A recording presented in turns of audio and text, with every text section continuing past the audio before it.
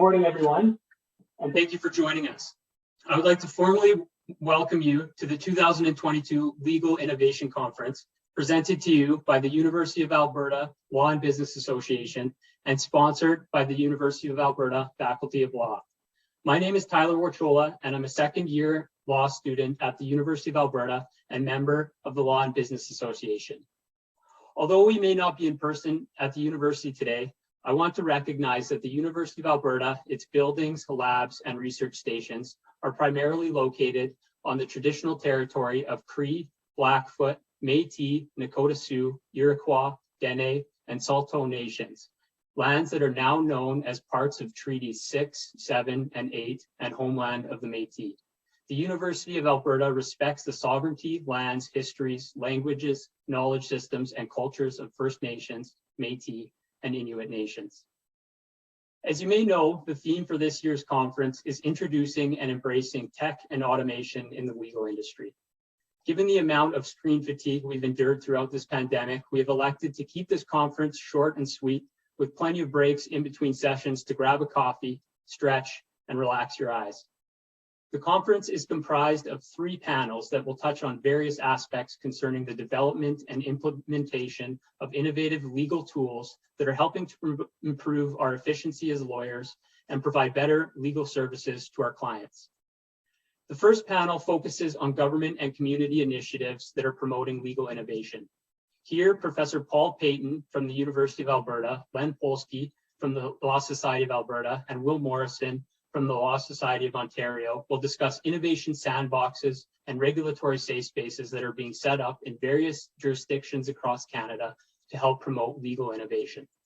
At noon, we will move to our second panel, Innovative Tools for Automating Legal Processes. This panel will focus on such tools being developed within Alberta. Amir Reshef from Deal Closer, Tarul Carrasco from Lending Assist, and Mike Zuri from Painworth will discuss their journey into legal tech, some issues they've encountered along the way, and where they are looking to expand in the future. Our final panel will take place at 2 p.m. and is entitled Implementing Legal Tech and Automation. Here, Jillian Scott from Osler, Hoskin and Harcourt, Kate Simpson from Bennett Jones, and Jordan Tutowski from the University of Alberta Student Legal Services will discuss how legal tech is being developed and implemented at the firm level to better serve clients. From its inception, the goal of the Legal Innovation Conference has been to bring together members of the legal, business, and computer science communities so that individuals with unique skill sets can develop collaborative partnerships that could lead to the development of products that benefit society as a whole. For this reason, throughout the conference, I would encourage you to reach out and connect with speakers and other conference attendees on LinkedIn or any other social networking platform. For a complete list of the panelists we have here today, you can visit the Faculty of Law website and click on the conference page located under the About tab. I would also encourage participation through the question and answer and chat functions on the bottom of the screen. Any questions submitted throughout the question and answer tab will be reviewed by an LBA member and worked into the panel discussion or saved for the question and answer period at the end of each panel. We will try our best to address each question. However, if we run out of time, you can reach out to the Law and Business Association after the conference, and we will try to connect you with the person who is in the best position to answer your question. One more note before I finish. The same link you use to access the morning session will be used throughout the day. If for some reason you need to close your browser during the break periods, you can jump back into the webinar when you return using the same link. Now, with the housekeeping out of the way, I would like to invite University of Alberta Faculty of Law Dean Barbara Billingsley to provide some opening remarks. Welcome, Dean Billingsley. Thanks, Tyler. Good morning, everybody. As you just heard, my name is Barb Billingsley, and I have the honor of serving as Dean of the Faculty of Law at the University of Alberta. It's my pleasure to welcome you to the 5th Annual Legal Innovation Conference. On behalf of the faculty, thank you for joining us. This conference was begun under the leadership of Dean Paul Payton 5 years ago, and the faculty is very happy to continue to participate and help sponsor this event. The event is co-sponsored by the Faculty of Law and organized by the Law and Business Association, which is one of many active, future-focused student groups we have operating at our law school. I want to begin by thanking Tyler Warkola, Akash Purwal, Haley Cabral, Olivia Petrus, Darian Smirovsky, Everett Putz, and all of the students in the Law and Business Association who had a hand in organizing today's event. I can very much relate to the challenges and difficulties posed by trying to organize an event in the ever-changing COVID environment, and I really want to congratulate today's organizers for getting the conference going, sort of pivoting as necessary to move it to an online format. The conference requires months of planning and preparation. Your hard work has culminated in this event today, and you should be very proud of the outcome. The 2022 edition of the Legal Innovation Conference asks how lawyers and firms adapt and thrive as emerging technologies change the way that law is practiced. And it's centered on the theme of introducing and embracing technology and automation in the legal industry. The word embrace in particular has special meaning this year because we're all being forced to continue to rely heavily on technology to keep us connected while navigating the ongoing pandemic. I know for myself, the idea of embracing technology does not come naturally. It's very much something that I have to sort of force myself to do. But the world moves on, and I think that's what today's conference is all about. How do we take a profession as old and traditional as the legal profession and move it along into the new century with growing technology? Some of you may remember that this conference up until last year was held in person. The fact that it is being held again in a virtual format is an indication of the importance of adaptation to emerging technologies and emerging needs. The University of Alberta as a whole has truly needed to embrace technology and innovation over the last few years, as together we've thought of new ways to teach, hold gatherings, and remain a tight-knit community of students, researchers, faculty, and staff. At the moment, the university is operating with distance learning. That is, all of our classes, or the majority of our classes, are being conducted remotely. We are heavily reliant on technology at the moment. But we are very much hopeful, as the rest of the world is, that in short order we will be back to seeing each other in person and having in-person activities. That will not end questions about technology. Instead, it's going to increase questions. How do we take what we've learned through the use of technology over the last few years and incorporate that into an in-person world where technology can be used to facilitate and make our in-person experiences better? On a personal level, what is interesting to me about technology and the law is the various feelings that people have about what it means for our profession, and more generally, the feelings that lawyers have about its perceived pros and cons. Like the law itself, some of today's topics and the feelings towards it will be subject to your interpretation based on your experiences to date and the background that you bring along with you. From an educational perspective, at the University of Alberta Faculty of Law, we're taking steps to ensure that we prepare students for innovation, because although we can't say for certain what legal careers will look like in the future, we do know that the ability to quickly adapt to change and to think of creative solutions will not only be needed, but demanded. We experienced the need to adapt quickly when remote delivery of classes became the new norm, and some of our faculty have already taken what they've learned from their teaching methods in a virtual environment and applied them to in-class learning. Some new ways of teaching, for example, incorporate using virtual breakout rooms, recorded lectures, and shifting from one technological tool to another. And all of those have been found to help with the overall learning experience of our students. Remote learning has also allowed our professors to take a deeper look at the advantages that remote delivery can offer. Things like being able to book guest speakers who otherwise wouldn't have been able to travel or come to campus. But this isn't to say that challenges don't exist. For better or for worse, depending on who you ask, technology isn't something that we can pretend we don't need. But that doesn't mean we can't ask important questions about its use, capabilities, and drawbacks. My hope is that the conference today opens up an engaging conversation that inspires us to question what opportunities evolving technology may bring us, as well as what barriers we may face. As members of the legal community, those of us here today know that there's always more than one way to interpret an issue or a topic at hand, and the idea of how technology is best used in the legal profession is no different. In closing, I wish everybody in attendance an exciting and an inspiring day ahead.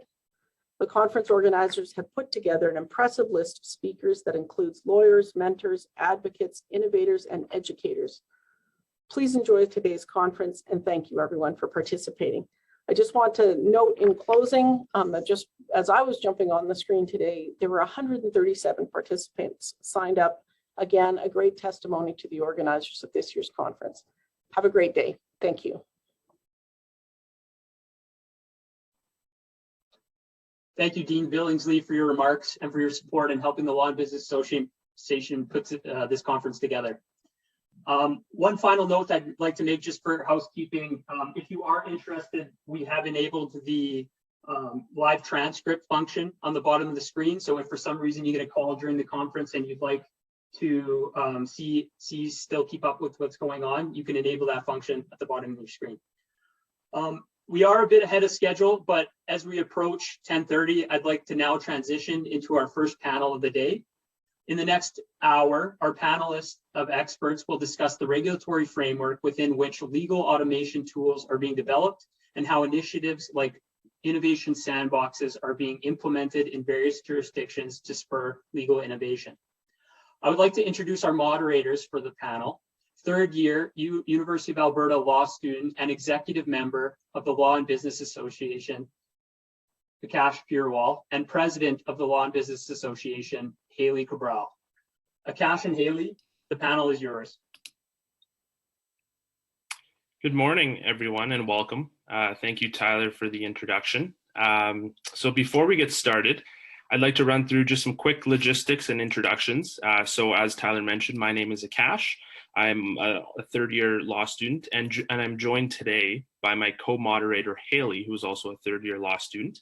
Now, Haley will be the primary moderator this morning. She's a little bit smarter than I am, so she understands these topics a little bit better. And I will be focusing on trying to keep track and monitor the Q&A section. So if any audience members have any questions, feel free to post them in the Q&A, and we will try to facilitate them either in the session or after the session is done, and leave some time for the panelists to answer some of the questions. So let's begin. Now, the theme for this panel is about government and community initiatives that are promoting legal innovation. And this is with a special focus and regard on innovation sandboxes and regulatory safe spaces. So to begin, I will start by having each panelist give a brief 30-second introduction of themselves, just to let everyone know who they are. We have some great pictures of you on the screen right now, but we'll start with Will Morrison, who's coming to us from the Law Society of Ontario. Thanks very much, Akash. Yeah, I've traveled the furthest to be here this morning, but thank you everyone for inviting me, and my particular congratulations and thanks to all the student organizers. This is a terrific event and I'm thrilled to be here. I'm the manager of the Law Society of Ontario's Access to Innovation project, which is the name of our sandbox that we'll be talking about. I've been at the Law Society for something like 7 years in policy roles before that, including around legal technology, but also a whole wide variety of lawyer and paralegal regulatory initiatives. Before that, I practiced at Blake Castles and Graydon in Toronto. So that's me. Thanks very much. Great, thanks, Will. And now we will hop over to Professor Paul Payton, as mentioned earlier, the former dean at the University of Alberta Faculty of Law and current professor, among many other things. Looking at his bio, it's hard to keep track of all of the things that he does, but I will let him give a chance to introduce himself now. Thanks so much, Akash and Haley, and congratulations to the Law and Business Association, and thanks, Dean Billingsley. It was a real privilege to work with students. This conference was a student idea back when we launched it 5 years ago, and the students have taken and run with it ever since. They have been far ahead on technology and on the potential impact of change than I ever have. I like following in their footsteps, trying to keep up in terms of what's going on. And one of the things that I'll be mentioning during the work today is how much the landscape is changing and how quickly, paralleling what's going on in technology. So I look forward to the conversation. I am the former Dean of the Faculty of Law at the University of Alberta, currently the Lawler Professor of Law and Ethics, and I speak and write on ethics, professional regulation, corporate governance, and related matters. And in this space in particular, a couple of experiences that I'll be talking about. I serve as an appointed member to the working group of the Arizona Supreme Court that drafted its rules to implement alternative business structures, which is one step beyond a legal innovation sandbox. I am the former chair of the Canadian Bar Association's Ethics and Professional Regulation Committee, and I currently sit for a 3-year term on the American Bar Association's Standing Committee on Professional Regulation. And in that context, I'll mention that any comments that I'm making today are my own. I was a reporter for the ABA's Ethics 2020 Commission, which back between 2010 and 2013 looked at technology and globalization and the need to change rules that regulated lawyer conduct to try and adapt. So in that respect, at least, I'm reflecting on a decade of experiences here and really look forward to the conversation and the chance to contribute. Thanks so much for the invitation. Thank you, Professor Payton. And finally, we have Len Polsky from the Law Society of Alberta. Thanks, everyone. I'll echo what Will and Paul have said to congratulate the organizers of this conference. It's a tremendous conference. It's really well organized, and it's also really timely. I particularly appreciate how it brings together the legal sector and the technology sector, because those are the key participants in this issue. By way of background, I practiced law in Calgary for many, many years, most of that time in my own firm, doing civil litigation. And we made a point of using technology to level the playing field when we were dealing with other, sometimes bigger players than ourselves. And I experienced firsthand the challenges and the thrills, frankly, of practicing law. More recently, I joined the Law Society about 8 years ago. Initially running the practice management department, and now I'm the manager of legal technology and mentorship. So I oversee the mentorship programs, but also the programs and initiatives we're running to bring technology to the profession. And in that context, I'm part of a team that is organizing and rolling out the Innovation Sandbox, which is about to go live just next week.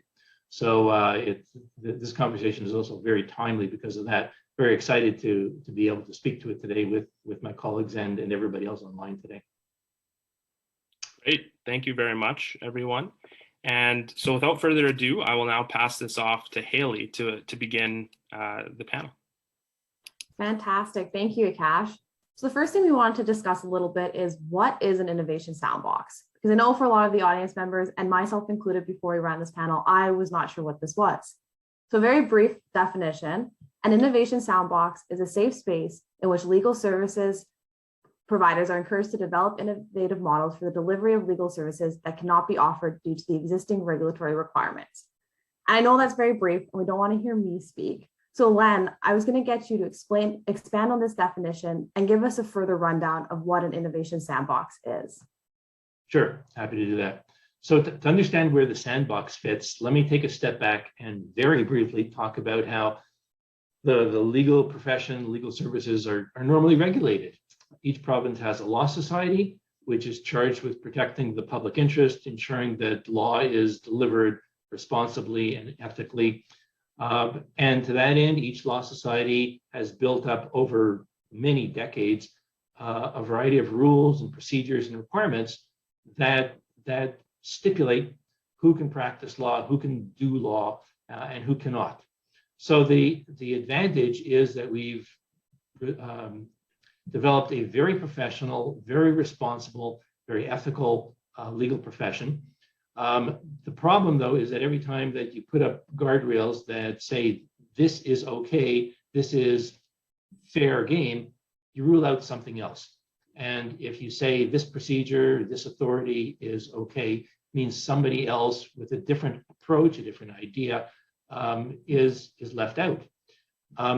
The unfortunate result of that is it really discourages innovation.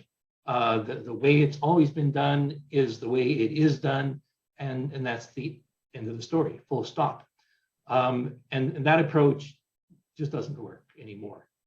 Maybe it worked 100 years ago when things were not changing nearly as fast as they are now, but technology and the way the world is developing obliges us to look at different ways of doing things, not to destroy, not to take down what we've built so far, but to add to it and to make it better. So then we come to the sandbox.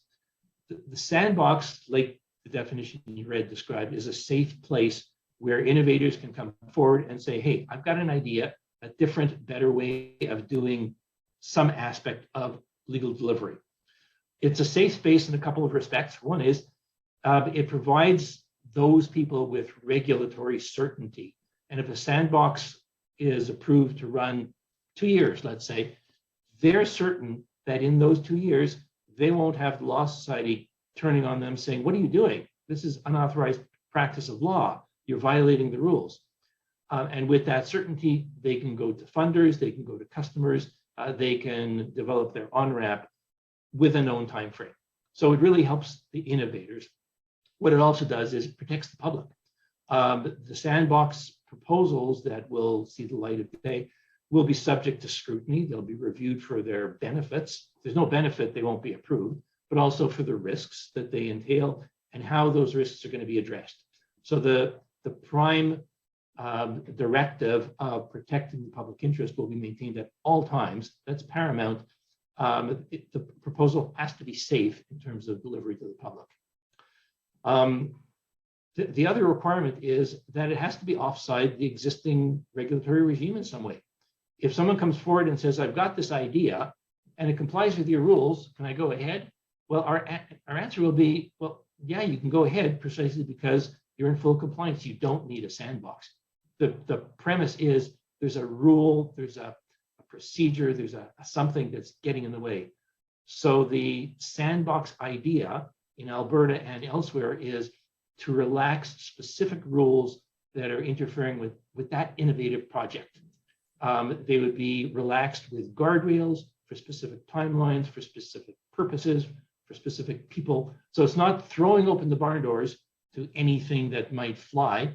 It's a very controlled experiment. And then once that experiment runs its course, we will sit back, we will debrief, we will evaluate, and we'll learn what we can, and then make decisions going forward. Should we shut down this project? Did it not work out? Should we change the rules? Are the rules getting in the way? Are the rules not accomplishing anything? So the idea is to act based on evidence rather than pure assumptions or conjecture. That in a nutshell is what we're trying to accomplish with sandboxes here in Alberta and elsewhere. Fantastic, thank you. What a great definition of that. Will and Professor Payton, unless you have anything to add to that, I want to move on to discuss why there has been a push to introduce innovative sandboxes in Canada. But before we do you guys have anything to add? No? Okay, great. So the first question then is for Will. What spurred the development of the Innovation Sandbox in Ontario? And what is the goal of the Innovation Sandbox? Yeah, thanks, Haley, and thanks to Len for that overview. I think what I'm going to say is probably going to echo a lot of what Len talked about, because I think he really nailed some of the motivations there. I thought I'd start with the goal that you asked about first, and then I'll talk about how and why we arrived at that goal. Our sandbox in Ontario is about modernizing the approach to legal regulation by opening up access for legal innovators and access for the public who want to benefit from new kinds of useful services. So what we've set up is a collaborative pathway to success for innovators who are developing tech-enabled services that help people address their legal issues. And we launched the project because of a number of concurrent trends that we'd observed across the legal landscape. So one, significant unmet legal needs and access to justice barriers across society. Another is the constant technological development and legal industry innovation that we see today. Third is increasing consumer demand for tech-enabled professional and similar services. And a fourth is interest from innovators to meet that demand, combined with hesitance about whether regulation would permit them to do so. I think those first three trends are probably well understood by this audience, but I thought I would just expand for a moment on that last issue that I mentioned, which are the regulatory barriers to innovation. And I'll be echoing some of what Len said. This project is, of course, a recognition that we feel legal innovations offer promising opportunities for the public, but it's also a recognition that they pose new kinds of questions of our current regulatory framework, which has a long legacy, but was clearly not designed with the level of technological involvement in service delivery that we see today in mind. So we regularly hear in our conversations with legal innovators about the hurdles they face when they try to bring solutions to market, or even just put them out to the public as free tools. Those barriers and that regulatory uncertainty has been stifling innovation. So our directors recognize that regulation needs to evolve. It needs to be based on the modern needs and interests of Ontarians looking for legal help, so that people can feel more confident about the services they receive, so that innovators can feel more assured that the solutions they're building have a welcome place in Ontario's legal landscape. So first and foremost, there's those fundamental access goals, and then our sandbox is also designed, as Len talked about, to enhance public protection in this field, to facilitate legal innovation, and to support and inform our longer-term regulatory policymaking. Because we want to use this pilot project initiative as a bridge from where we are today to where we want to be as a regulator for the next generation. And I'm happy to stop there. No, that was great. Thank you so much. And Len, similar question. And I know you kind of talked on this a little bit, so it's more if you have anything to expand, but we're kind of interested in looking at what is the driving force behind the development of the innovation sandboxes in Alberta specifically, and if they differ from the Ontario model. So do you guys have the similar four driving factors? I would say yes. Yes is the short answer, because the challenges and opportunities that Will just described, they don't respect borders. They don't care whether it's Ontario or Alberta or Utah or the UK. Those imperatives are the reality for society and for the legal profession, wherever you look, really. And because of that, the sandbox projects you see in Ontario, Alberta, BC, the US, the UK, they resemble each other an awful lot, with the same objectives, the same openness to innovation. There are differences, but the differences are relatively minor. Quite often they're simply a function of the different legislation operating in each province or each jurisdiction. So what the Law Society of Ontario can do is different from what the Law Society of British Columbia can do, or Alberta, for example. But those are the operational details. I would say those may expand or restrict the scope of projects that might be acceptable for the sandbox environment, but the differences are very small. One difference from one province to another is perhaps the focus. So in Ontario, the focus is particularly on technological innovation. In another jurisdiction, it might be specifically on access to justice. And in Alberta, we've taken a very deliberate approach to say all of those are extremely important. We're open to those. We want to hear about innovations to any of those, but it's not just those. It's not one or the other. Our approach is to say if there is an idea that could provide benefit to the public, that could be rolled out in this contained environment where we can learn from it, we want to hear about it. So that's just expanding on the same principle, the same driving forces that are operating in Ontario, for example. So that's the short answer. Perfect, thank you. And Professor Payton, I know Len mentioned a little bit about BC, but have you noticed any big differences in other jurisdictions, primarily BC and Arizona? Sure, absolutely. And thanks very much for the segue, because when people look at one of these things not being like the other, I'm the outlier here. I'm not the regulator. I'm a commentator on this. I've been working on this space in a long time.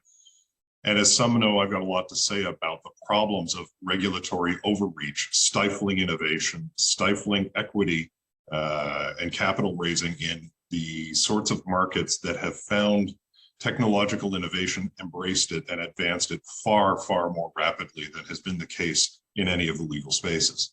A couple of big differences, and Len and Will have spoken of those, so I'll stay somewhat neutral for a moment. With respect to the regulatory space in Canada, the difference in emphasis, I think, is quite interesting. And so Ontario, as Will has noted and Len has noted, has really focused on tech as being the kind of wheelhouse, and looking at their application process, the way in which the Law Society will review applications for what will be quote unquote admitted to the sandbox or permitted to operate.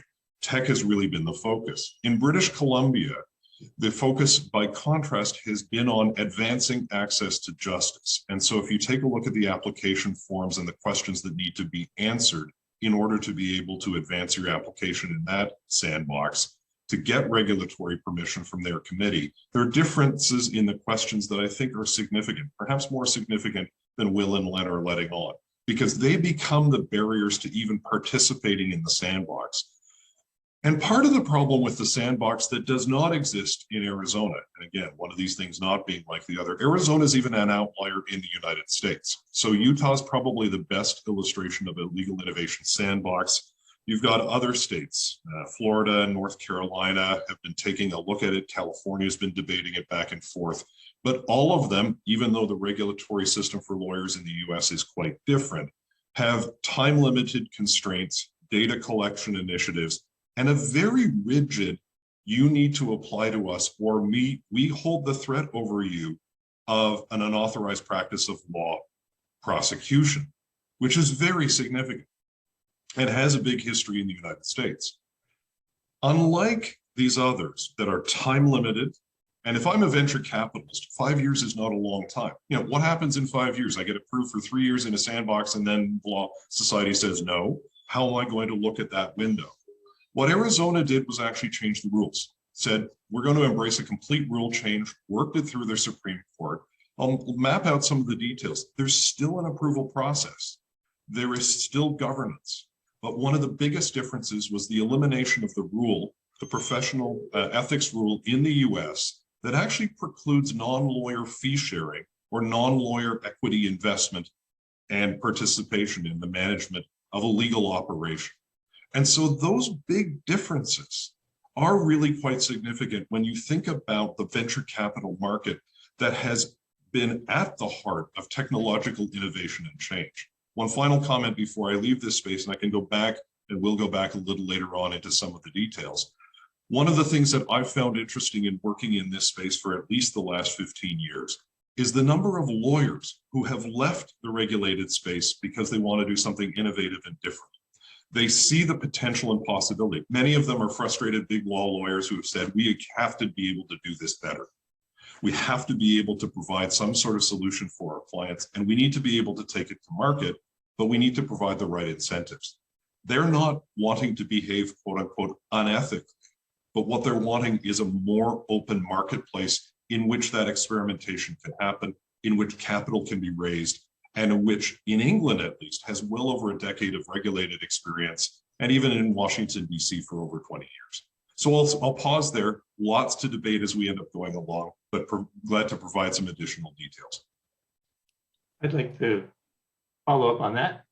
I agree with an awful lot of what we just heard. Absolutely, there's this imperative to open up other opportunities, as we've just heard.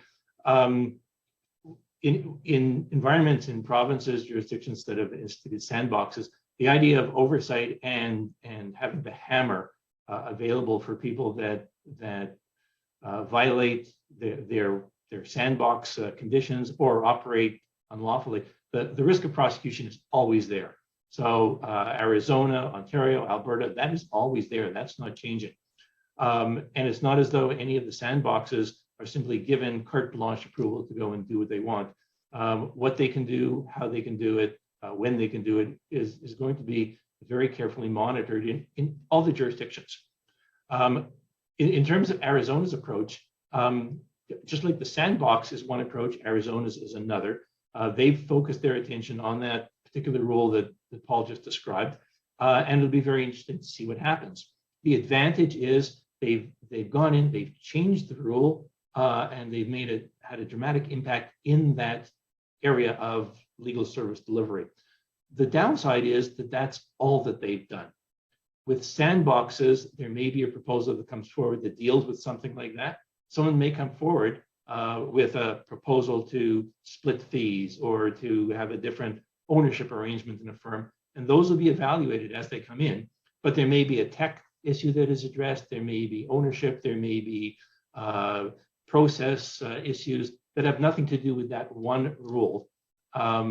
So it's simply a different approach to take a moderated, controlled approach to a broader number of risks and obstacles compared to Arizona, where they focused their attention a little bit more. Both work, and it'll be interesting to see how they play out over the years. Great, thank you. And Will, did you want to jump on that as well and add anything? Yeah, happy to pick up on a couple comments. One that I really agree with Professor Payton on is that we really see in our experience, it does tend to be people from within the legal professions who have identified these opportunities and have been trying to innovate. I think there's often a feeling that the barbarians are at the gates for some folks. The reality that we see, the overwhelming reality, is it's people who've been banging their head against the wall inside the office, trying to find new ways to do things. And as Professor Payton said, they are people who are looking for guidance. They are not looking to break rules. They are looking to work within a system that will work for them and will work within the people they're trying to bring solutions to. So we really sort of recognize and take that orientation. In terms of the differences, I think our feeling is that it's great that there are differences. And I agreed completely with the way that Len characterized it. And I guess I would say, I don't think we're trying to minimize any differences. I think I like that each sandbox is both coming from a different place and has sort of slightly different motivations to it. You can look at, for example, BC's sandbox, although it's got an access to justice focus to it, it's got different kinds of elements to it. One of the primary drivers of that was trying to figure out how to introduce paralegals into the environment in British Columbia. And so it comes from a little bit of a different route. In Ontario, we've had regulated paralegals for coming up on 15 years now. So that hasn't needed to be a focus. We have other regulatory approaches that have been built there. So I think we're going to learn a lot. I mean, the nature of all of these initiatives, nobody knows what the right answer is or is going to be. And I think we're going to learn a lot from seeing what's working well in different places.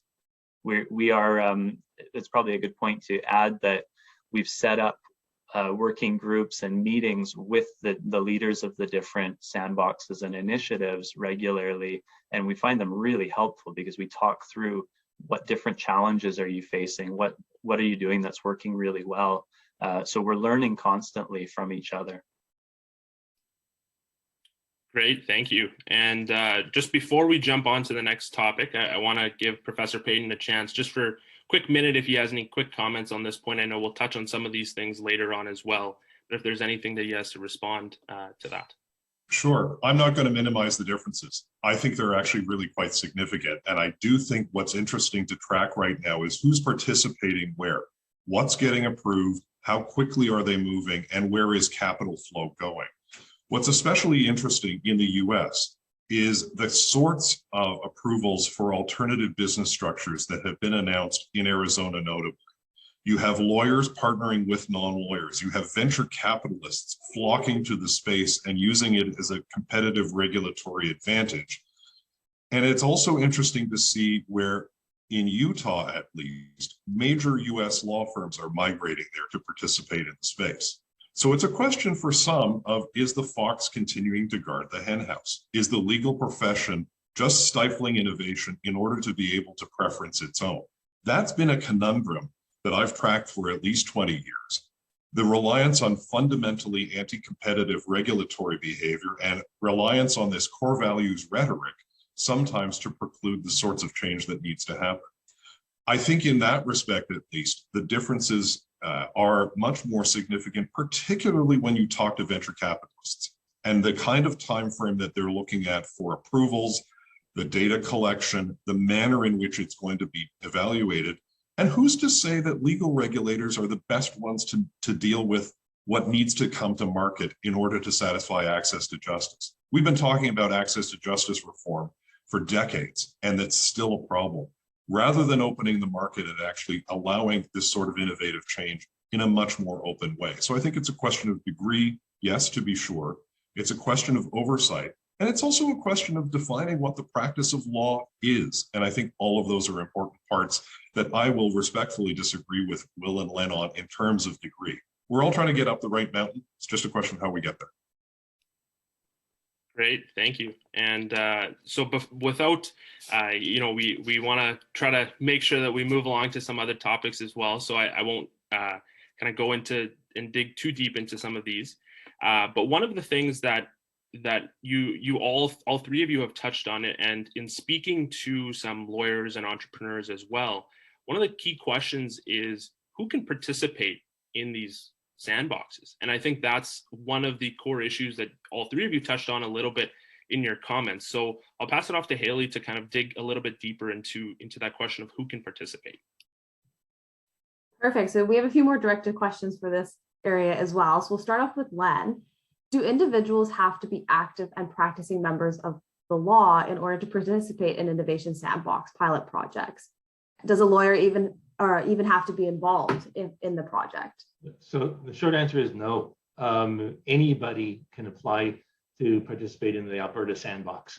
You can be a lawyer, a non-lawyer, a company, a not-for-profit, a lawyer working alone or working with a venture capitalist or a technological innovator. The idea is to open the garden gate as wide as possible to make it available to anybody with a good idea. I'm not aware of any sandbox that's restricted that to just lawyers. Lawyers will certainly have a lot of good ideas, but a lot of non-lawyers are going to step forward with really innovative approaches, and that's our approach.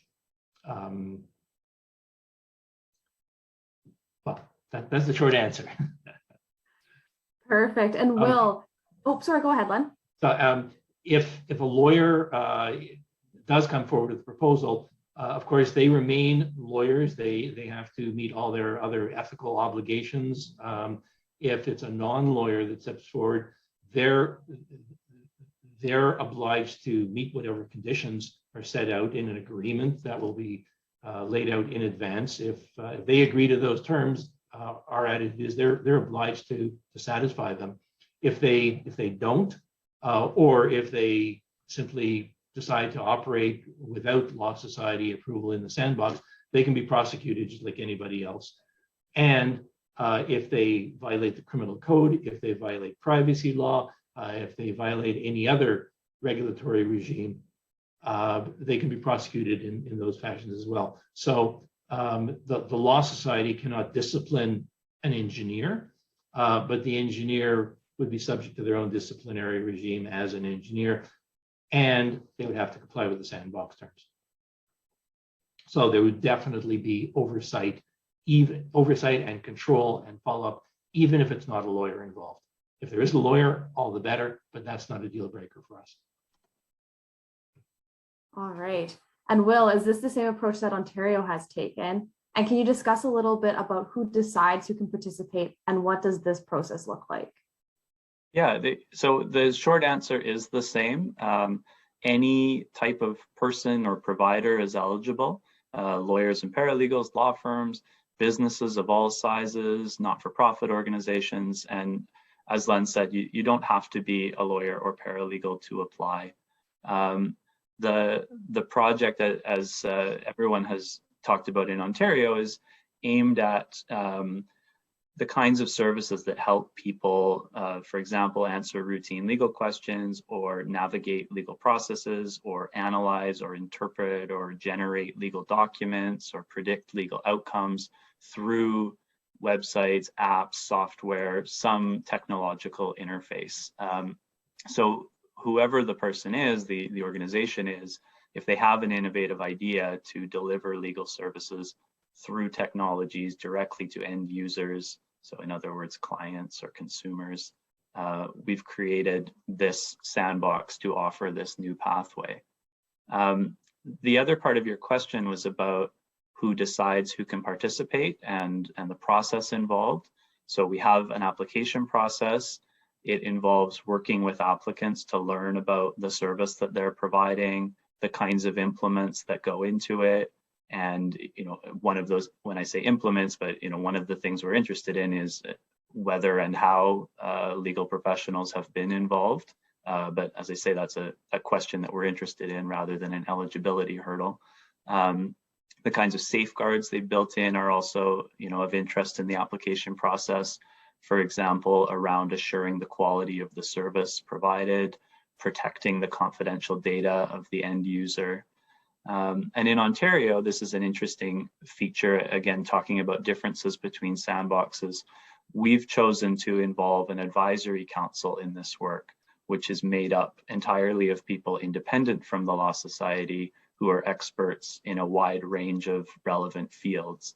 So they help us review applications, and they also help steer our project's strategic directions. And the Advisory Council is made up of 12 people from an array of backgrounds and perspectives, including the legal tech and innovation world, the practicing legal professions, legal ethics and regulation, the public sector, academia, members of the public as well from other communities and industries beyond law. The names of all our council members are available on our website. I can tell you they've met many times since the fall. It's a fantastic group, engaged, hardworking, open-minded, insightful. They're exactly what we envisioned when we thought we really want to make sure that we're hearing on the ground perspectives and perspectives from outside our own regulatory echo chamber. So we're finding they're adding a lot of value to the work, to our operations. And I hope and I think that applicants will see value as well, feel some confidence that this isn't the same old Law Society trying to do the same old, things in the same old Law Society way, that we've enlisted different, relevant, independent expertise to guide us towards new directions. And in terms of the process of it, when we make a decision to approve an applicant, we then also work with them to establish a time length for operating in the sandbox that will work for them. And we establish risk-based operating conditions that help us learn about and help us evaluate the service along the way. And just one sort of clarification, which is drawing on Professor Payton's comments earlier. Although the sandbox project itself is 5 years, and of course is a pilot project, there is certainty in the sense that we do with any individual entity or person participating in the sandbox, we come to a length of time, which, as Len alluded to, might be something like 2 years, where they're in our sandbox. At the end of that, they will have the opportunity to get a new kind of permit, and that permit it will function in the same way that a lawyer's license might, in the sense that you have ongoing permission to operate in the jurisdiction. Great, thank you. And before we put a similar question to Professor Payton, I just want to ask you, Will, for just a quick follow-up on a question we received in the chat as well.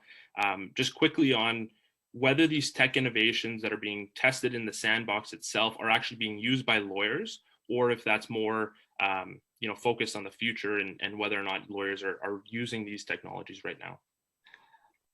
So if I understand the question, it's about whether the kinds of legal tech tools that tend to be to support lawyers in their practices are, yeah, so great question. That's not the focus of our sandbox. Our position on those, obviously there's a whole gradation of these kinds of tools and new kinds of innovations all the time, but as a general position, those kinds of tools, just like a Microsoft Word, are things that are used by the regulated professional in their delivery of legal services to the end users. So we feel we're regulating the professional who's using it. They have obligations when using a tool like that.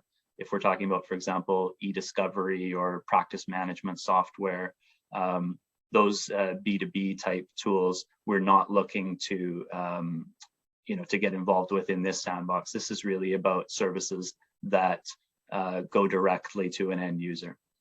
I hope that clarifies. That was great. And Professor Payton, since entrepreneurs are able to participate in innovation sandboxes, in your experience, where have entrepreneurs run into issues in developing technology that touches on the legal sector? Sure, and thanks for the question. I think what I want to do is fill in first, if I might, the kind of picture from BC and Arizona a little bit in terms of the process that people have to go through, because there are some differences that actually answer the question of what obstacles are the entrepreneurs running into. So in BC, you have the Law Society of BC in September 2020 approving their version of the sandbox. Individuals, businesses, and organizations who are not lawyers or law firms can submit the proposal. So again, the reach is actually going to the non-lawyer community. I hate that expression, non-lawyer. We're sort of dividing the world into two sort of sets of entities, the lawyers over here, the non-lawyers over there. But in any event, those who are admitted in BC to their innovation legal sandbox are going to pilot the legal services and advice under supervision of the Law Society of BC for whatever kind of term is permitted. And so to Len's point about a term limited review and analysis, what's interesting is their proposals have to include a summary of the services that the provider is proposing to pilot, who's expected to be the client, how the services will increase access to justice. So to the question that came in the chat box, is this projecting? In many respects it is, because they haven't been able to test them out in the marketplace because of the regulatory space. So they're having to project how they're going to increase access to justice. They have to provide additional information about the provider, and they have to provide an assessment of any what are called risks to the public.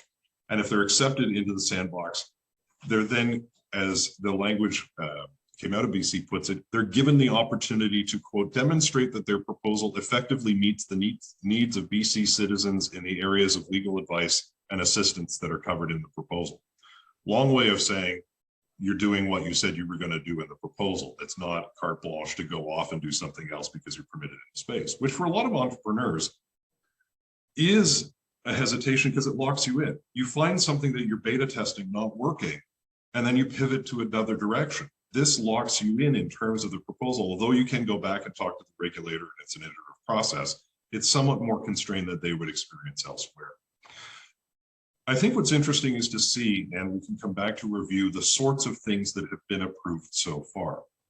From my perspective, at least the early approvals in British Columbia were not what I would call radical or especially innovative. They were tweaking things in different directions. That's where Arizona actually stands as a contrast. And the Arizona process is quite different. It is an approvals process. You have to apply for an alternative business structures license. There is a fairly detailed application form. One of the requirements in the US context is if you are engaged at all in something in an ABS that is providing legal services, there is the requirement of what's called a compliance lawyer that has to be part of the entity that actually is getting the license. And that compliance lawyer has to be a licensed Arizona lawyer. So there is that requisite involvement in that perspective. And the thought is that that individual then bears the responsibility and frankly puts their license on the line to make sure that the entity is complying. So in that respect, it's not completely the Wild West. However, in terms of what's come through so far in Arizona, A few of the illustrations of what's been approved, I think, give a sense of where their direction is going. There were some alternative business structures that were combining, tax and legal services, estate planning. But one of the estate planning and probate and corporate transaction initiatives was actually online, as sort of an e-legacy type of approach, much more direct to consumer sorts of relationships.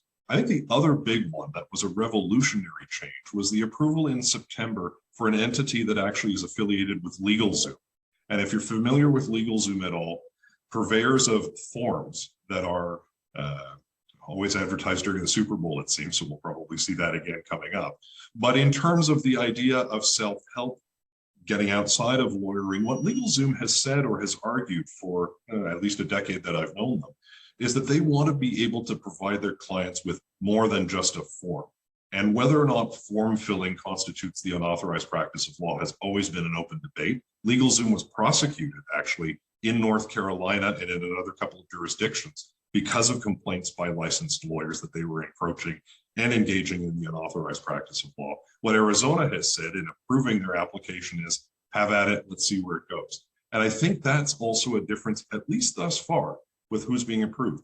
For my part, I'm watching Ontario because of what Will is actually saying about the tech space. But I'm also taking a careful look at Alberta because of the money that's coming in to tech innovation and Innovate Alberta in the Calgary space that's getting lots of attention across North America as being open to change, open to investment, and business friendly. Great, thank you very much, Professor Payton.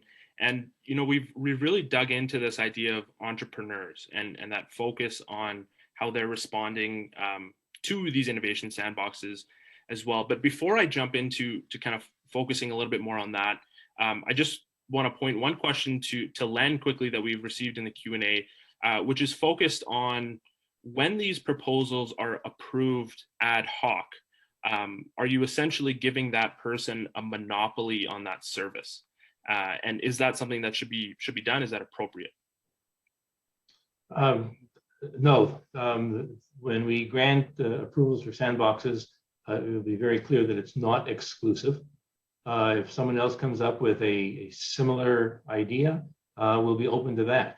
But at the same time, if someone comes along with an idea that is not, innovative, that may not fall into the kind of project we're hoping to encourage. Our goal, though, is to say yes if there's a potential benefit rather than finding excuses to say no.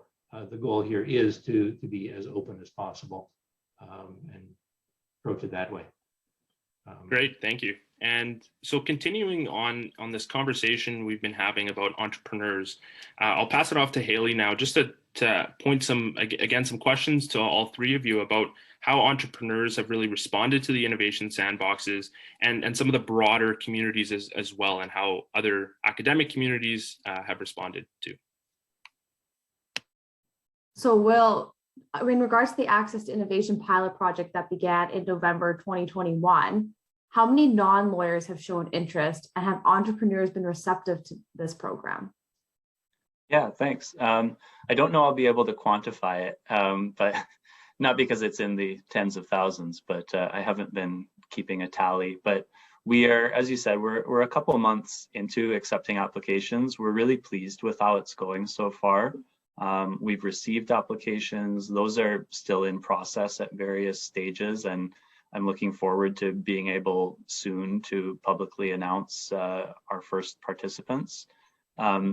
Beyond that, though, to your question, we've received lots of positive interest and engagement. In fact, I have a meeting almost as soon as we finish this discussion with someone who's interested, and I think I've probably averaged about one of those per day over the past couple of weeks. So it's been building, I would say, steadily, slowly but steadily. And this is to Professor Payton's points especially, we know that we need to do some relationship building, especially with those in the tech and entrepreneurial sectors who've previously maybe only seen the regulator as a roadblock, or maybe haven't known about us at all. In the next few weeks, we'll start to publish more materials around our application process, the forms involved, the approval criteria, those kinds of things. And we're also working on producing a webinar video that helps introduce the project to innovators and gives a user-friendly walkthrough of the process.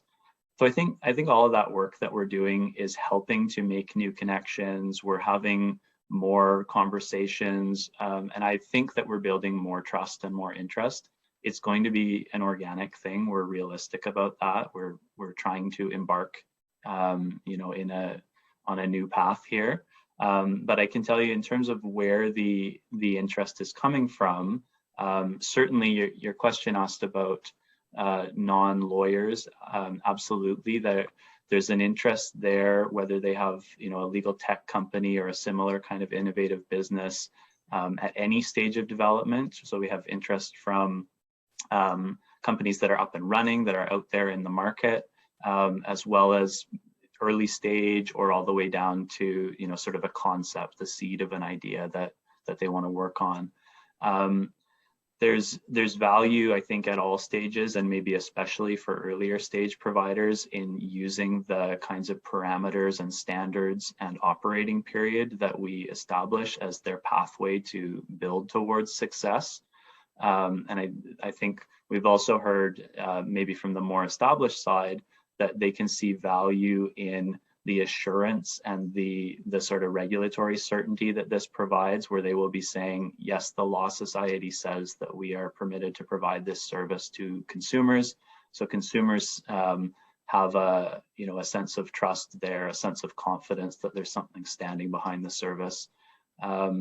We also have interest from, I'd say, sort of everyday practicing legal professionals. Had conversations with sole or small firm lawyers, for example, people who have been innovating with tech in interesting ways within their practice for a while now, and they learn, okay, the Law Society is doing this sandbox, and they see it as an opportunity to try and bring those innovative ideas out from their back office and directly to the clients they serve.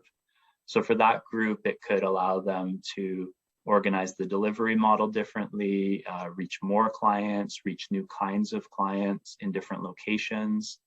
And then there's another bucket, and perfect for a conference like this, law students, very recent graduates, and law schools themselves. We've had some great conversations so far with people who fit all those descriptions. I'm really excited about some of the opportunities there, and it is amazing seeing how much interest there is in legal innovation at the law school level. So I think you know, that's a longer term investment probably that we would see it as positioning the Law Society and positioning that regulatory framework so that folks like many of the people in this conference are going to be able to step into an environment that is conducive to this kind of work.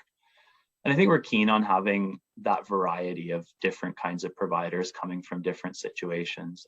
That'll help us learn a lot, and learning is a big goal with this. Thank you, Will. So the next question is for Len. The Law Society of Alberta's Innovation Sandbox is set to open in February 2022. Has the program received a lot of initial interest? And has there been any pushback from entrepreneurs themselves or members of the legal industry, the government, any other parties to this?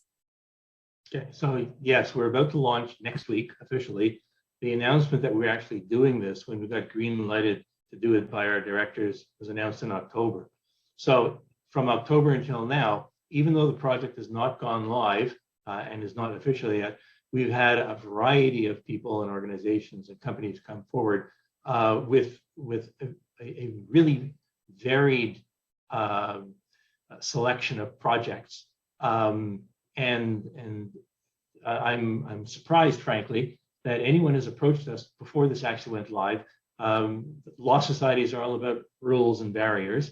And every one of these people effectively came to us saying, we know you're about rules, and I've got an idea that violates your rules. You're okay with that, right? But they've done it anyways. It's like approaching Revenue Canada saying, I've got an idea that'll, you know, avoid me having to file my tax return for 5 years. That's okay, right? And the answer we've given these people that approached us is, in fact, yeah, that is a good idea. Let's work with that. Some of the proposals have been very tech focused, using technology to address some of the bottlenecks in terms of client identification or executing documents remotely, that kind of thing. So they're very much tech-based, but it's still the lawyer who would be practicing law. Got another application that came forward from a family law practitioner who has an idea to change the relationship between her and her clients in terms of who she can represent and in what circumstances. And there are various ethical or procedural obstacles that exist that are preventing her from doing that. And again, we looked at this and said, well, this is an interesting idea. If it works, there could be benefit. Let's flesh it out and let's see how that goes. There has been a lot of interest from the tech sector, from entrepreneurs.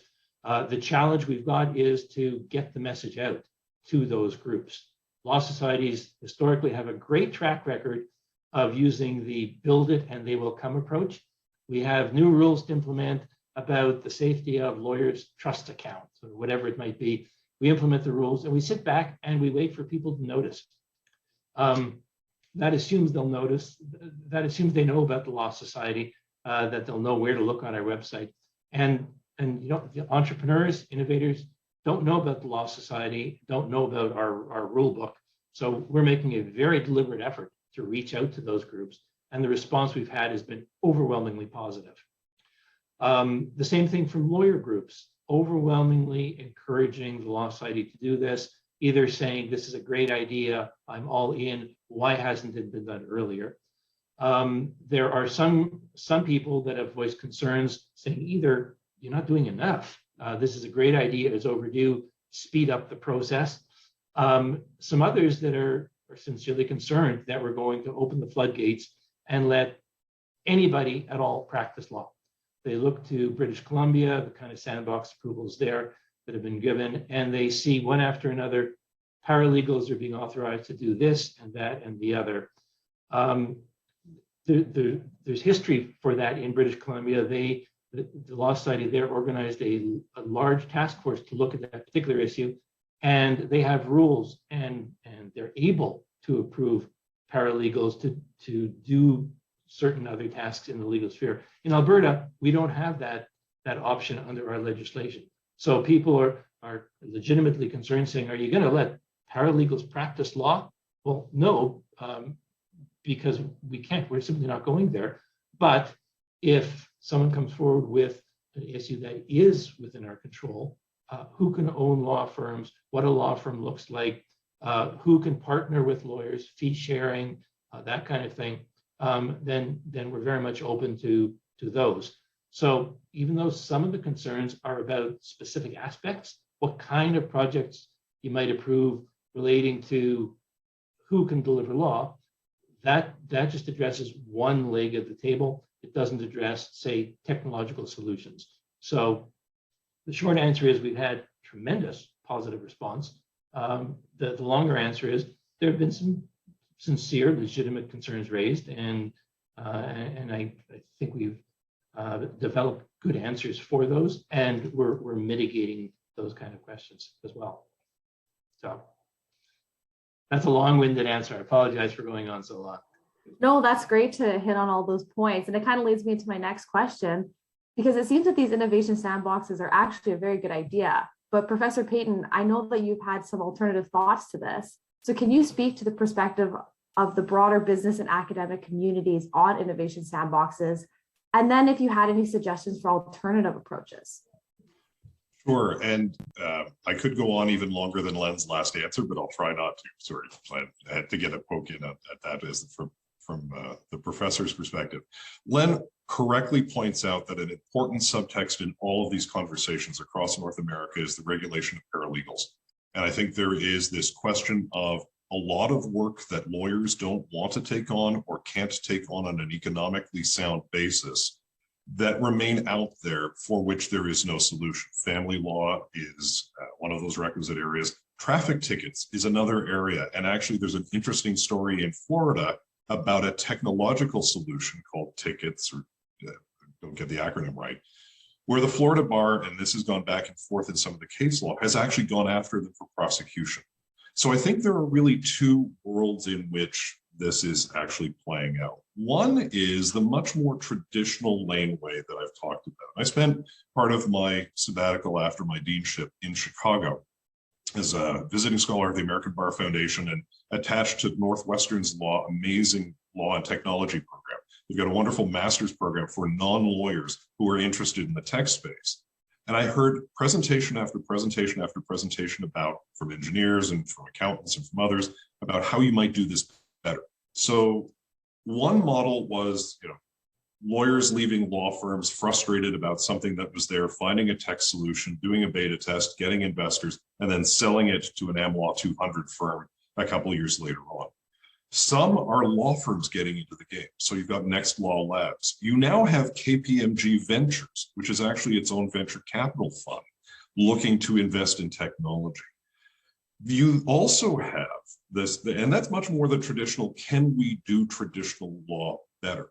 The other option is technological solutions, hello divorce, the legacy kind of planning that actually don't engage lawyer involvement in the direct-to-consumer marketplace. And I think the later panel, to do a bit of an advertisement for one of the later panels, you'll hear from Mike Zowry of Painworth. What I know of their approach actually falls more into that laneway, and you'll get more details in that regard. So I think in looking at the ways in which entrepreneurs and notably venture capitalists that I've spoken to in both Canada and the United States, they want to invest in platforms that can do things better, faster, more efficient. Immigration, anything that involves sort of form filling or much more rote kind of processing is ripe for that sort of innovation and hopefully cost reduction in that regard in terms of consumer benefit. So you have 2 or 3 different conversations going on. An innovation sandbox, notably in terms of the different points of emphasis, I think is an interesting way to play it out. I'm much more an advocate, as you will have heard, on the Arizona model, which is actually saying, you know what, we've got the protections in place that will protect the consumer, that will ensure that legal, ethical rules are maintained, and then otherwise let the market decide. Is this a valuable service? Why bother all this data collection and testing and seeing whether or not you're actually satisfying what you said in your application? We allow, nobody told us we needed an iPad. And so in that respect, at least, test things out, let it go within an ethical space, and then move on. And I think that kind of encapsulates some of the commentary from both academic and business communities. Great. Thank you, Professor Payton. And on this point, Professor Payton, you've brought up some alternative approaches. So I want to give Len and Will an opportunity to kind of respond. And if there's maybe some room for the law societies of Alberta or Ontario or both to potentially include some of these suggestions in the future, or maybe what some of the thoughts are on some of those points that were raised by Professor Payton. Okay, I'll jump in then. I agree. There's a great opportunity, a great need to broaden the scope and type of services provided. And the difference between the sandbox approach and Arizona is that we're still letting the market decide. We're not, when we approve somebody in the sandbox, we're not going to micromanage. We're not going to be running their businesses, and it'll be up to them to develop a business model and to run with it. And if at the end of 2, 3, 5 years, whatever is the appropriate time frame, it's succeeding, and the benefit that they anticipated, that they hoped for, is being realized. My expectation right now is we would say, well, we're going to let this organization continue, precisely because they're showing benefit. Why would we shut it down if they're showing benefit? If it hasn't played out, if the marketplace hasn't accepted their project, they may say, like so many other entrepreneurs, it was a good idea, but wrong time, wrong place, and they say we're not going to pursue it just because one sandbox or another doesn't launch successfully. That does not mean the program is a failure. In fact, just the opposite. We've we will have given people that opportunity to experiment with us behind them saying the Law Society doesn't have an issue with this going to market. But rather than just doing it and seeing what happens, we want to take that extra measure to ensure that the public is protected, because we're starting from a place where there are rules that were implemented sometimes long ago with the idea that those rules were necessary to protect the public. And if we're eliminating those, we want evidence to support that it's a viable prospect before we do that. That said, when someone comes to us, we're not going to insist that the project be market ready that day. If they say our on-ramp is going to be 6 months or 2 years, but we need your clearance to get going, we'll work with them on that. And we'll take it from there. Yeah, I would echo Len's remarks. There's absolutely, from our perspective in Ontario, room to consider any of those options. I think I referred to our sandbox as a bridge earlier in my remarks, and that's the way that we see it. That's why it's a pilot project.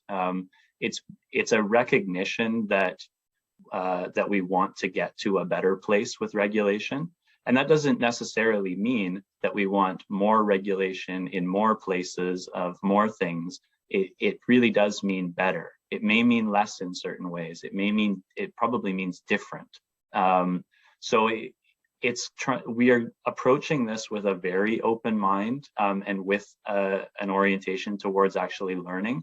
And part of that is, and this is piggybacking on what Len said, we're coming at this with a legacy, right? We're not building this from scratch. We want to make sure that that where we get to in 5 years is informed by evidence. We didn't think it was certainly an option to just come up with an approval scheme. We're focused on tech. Arizona's focus is slightly different, but let's imagine we sort of take the Arizona approach, which I'm not here to criticize in any way, but certainly on the table for us to just come up with an approval scheme, roll that out in November, and there we go. We were acknowledging that we don't think we were in a great position to come up with the correct rules on day one, a full set of rules that is responsive to all of the needs and interests of the public, that aligns appropriately with the other kind of regulation we do with lawyers and paralegals. We're coming from a place where we haven't engaged with technologically enabled legal services before. So we need to do a lot of learning, and we need to get ourselves to a better place 5 years from now. Could be sooner, could be 2 years from now. We're going to learn as we go. We're going to be reporting to our board of directors on an at least annual basis and making recommendations. So that's kind of the approach here, and we'll be considering all options along the way. If I can add one other thing that the people listening might be interested to know. In the UK, one of their approaches to one of their sandboxes is to approve a limited number of applicants per season. So twice a year, they approve half a dozen sandbox projects, and they limit it to that. And if you don't make the grade for a particular cohort, well, then you've got to wait till the next season. Our approach is different. We're taking people one application at a time. So there's no need to bring in your application in your first 10 days for fear that you'll miss the boat. If someone is ready in February or in July or next year, they're as equally eligible as anyone else. And like that, there will just be a rolling set of applications and participants that we're going to be looking at. And then ultimately, this is one of the differences between us and Ontario. Our project is not time limited, so we're not planning to wrap it up after any specified time set. Our thinking is that if there's an innovative, positive change to be had today, there will be one tomorrow, there'll be one next year, and on an ongoing basis.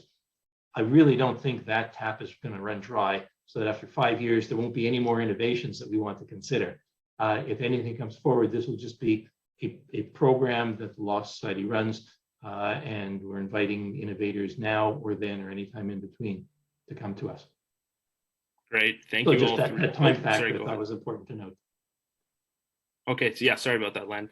Yeah, and thank you all three for that very interesting kind of back and forth and debate on some of these concepts.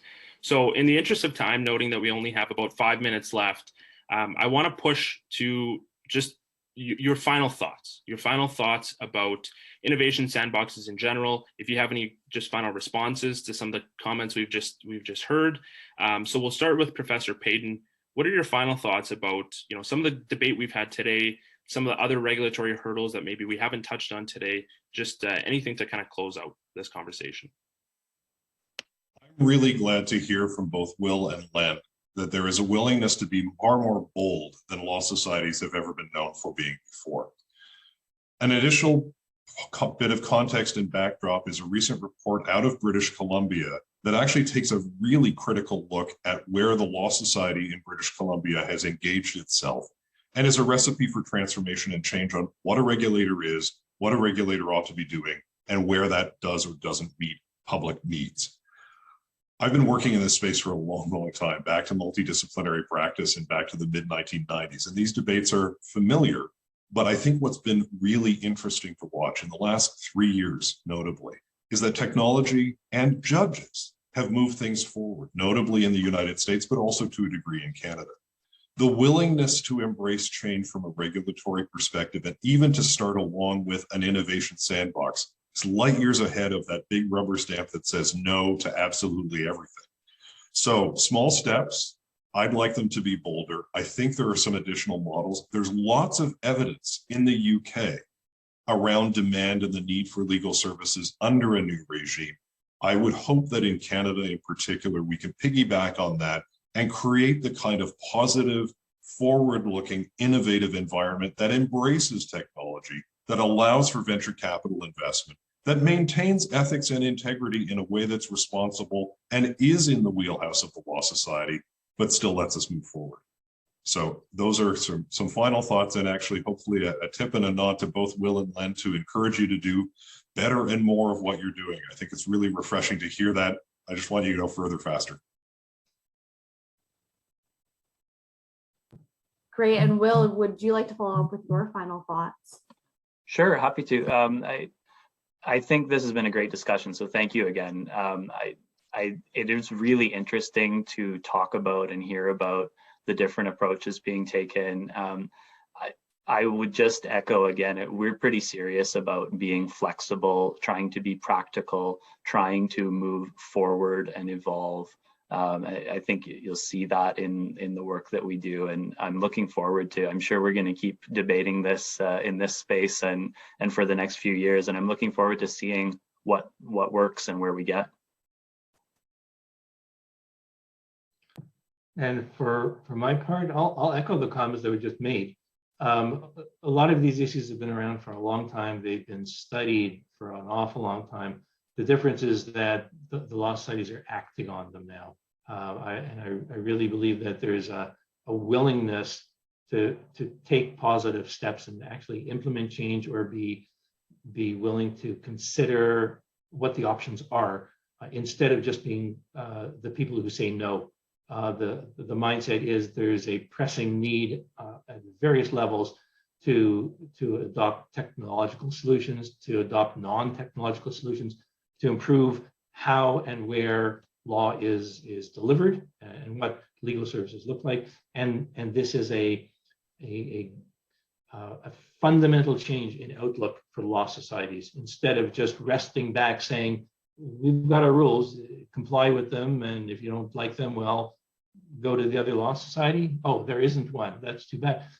The approach is, we have our rules and our code of ethics for reasons we believe they're serving a purpose, and that they're more beneficial than not. But we're very open to the possibility that, in fact, the obstacles that we've created are just that, and we're getting in the way, we're not benefiting, and we can do better.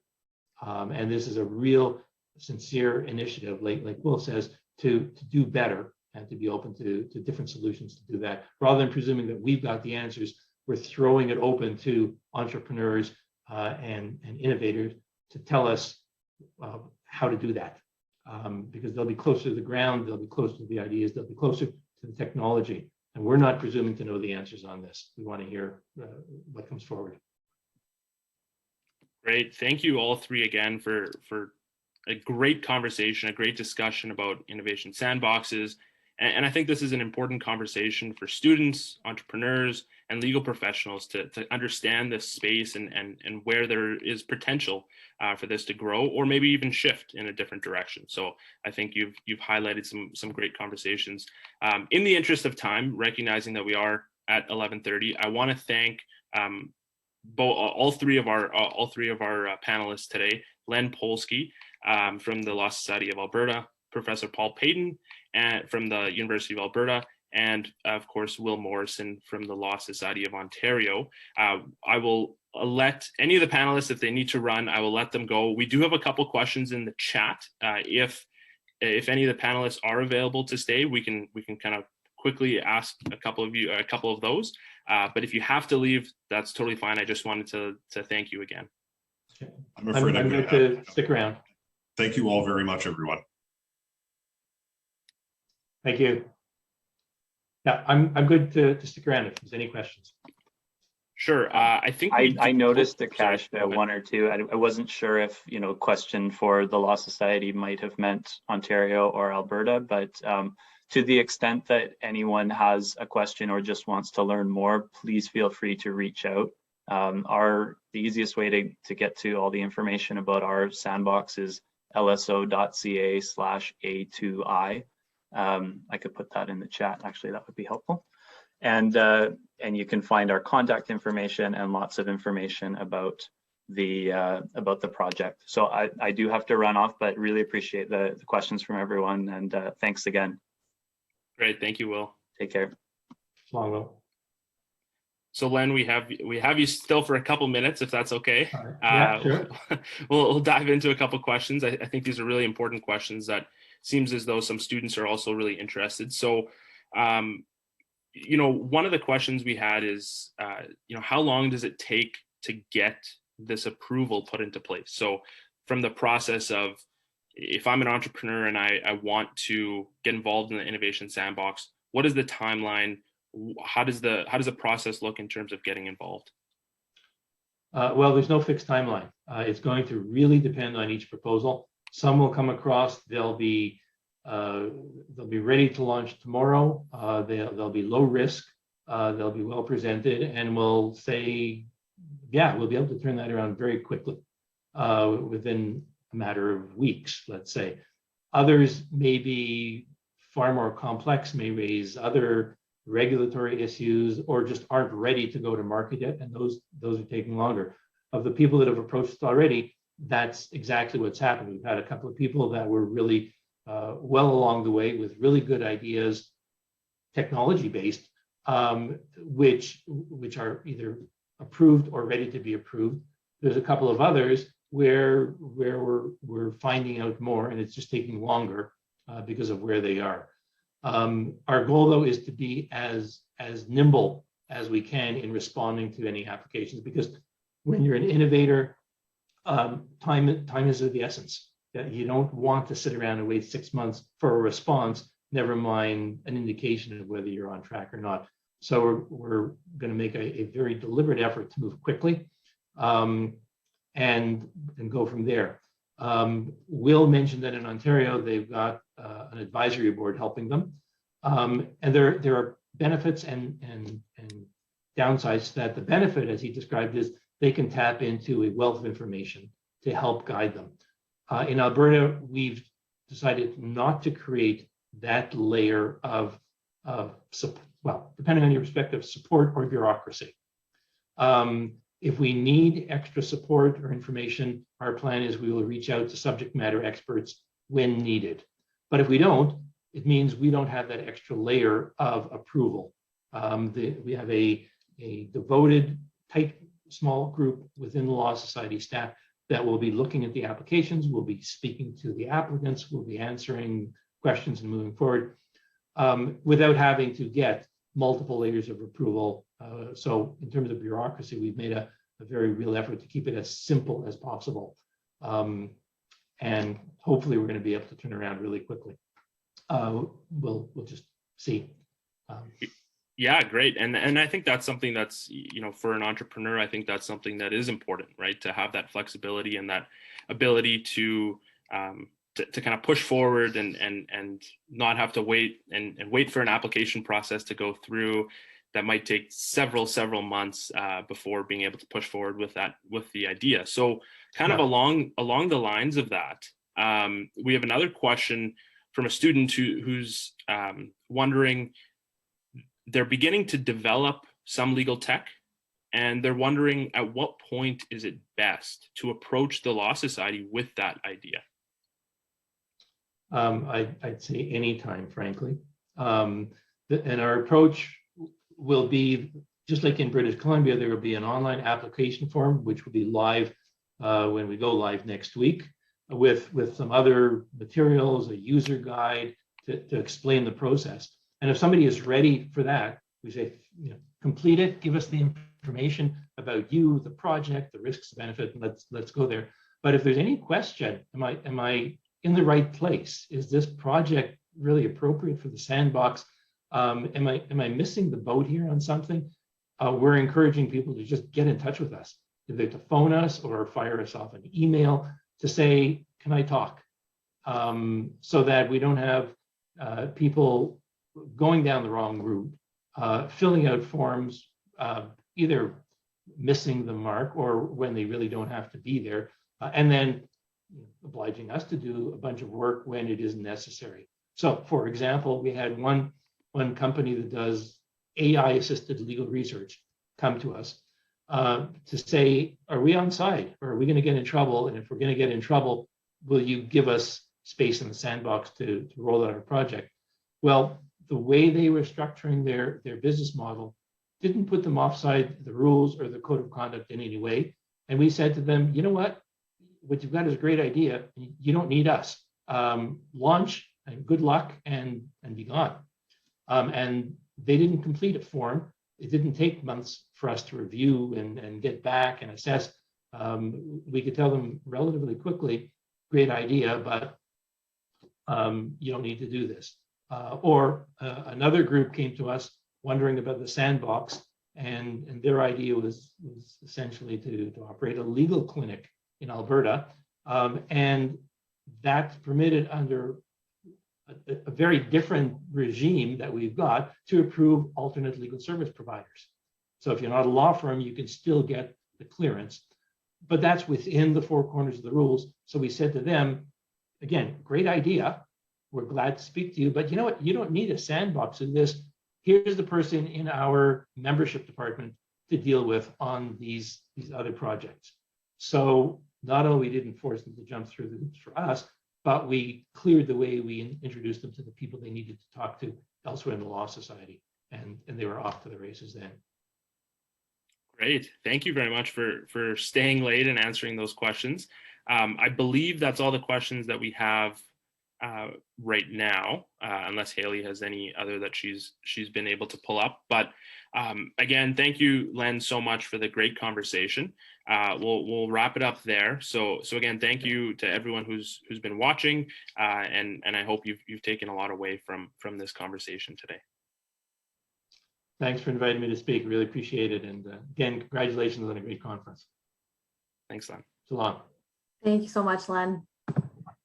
And for everyone else who's currently watching, we are going to resume our next panel at 12 p.m. Mountain Standard Time. So if you want to jump off and grab a coffee, you have a little bit of time to do so, about 20 minutes, and then our next panel will start, and we hope to see you.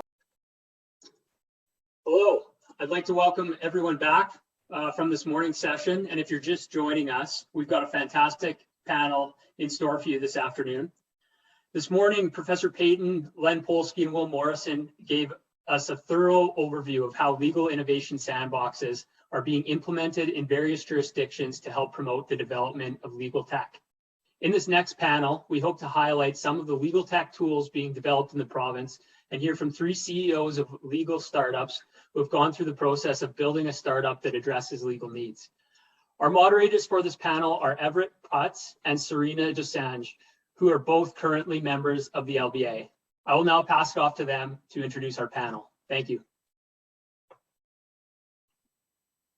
Awesome. Thanks a lot, Ty. Before getting started today, I wanted to extend a special thank you to Tyler for all the background work that he's done to make this conference possible and ensuring that it runs smoothly. I know that you've been very busy this past month, so getting everything set up and in order. So thanks so much for all your efforts, Ty. With that being said, welcome everyone to the second panel of the day, where we will be focusing on innovative tools for automating legal processes. As Ty mentioned, my name is Everett, and I'm joined today by my co-moderator, Serena, as well as a very distinguished panel of entrepreneurs. Amir Reshef of Deal Closer, Terrell Carrasco from Lending Assist, and Mike Zuri from Painworth. The first panelist I'll introduce is Amir Reshef. Amir is a former student at the University of Alberta Faculty of Law. He went on after graduating to work as a practicing corporate commercial lawyer for a big law firm for several years. And while practicing law, Amir noticed an opportunity to advance and change the way that lawyers and business people across the country were doing business by modernizing the deal closing process. And this eventually evolved into the creation of Deal Closer in 2017, where Amir now holds the position of co-founder and CEO. So Amir, would you be able to provide us with any additional background on yourself and how your career eventually led to you creating Deal Closer?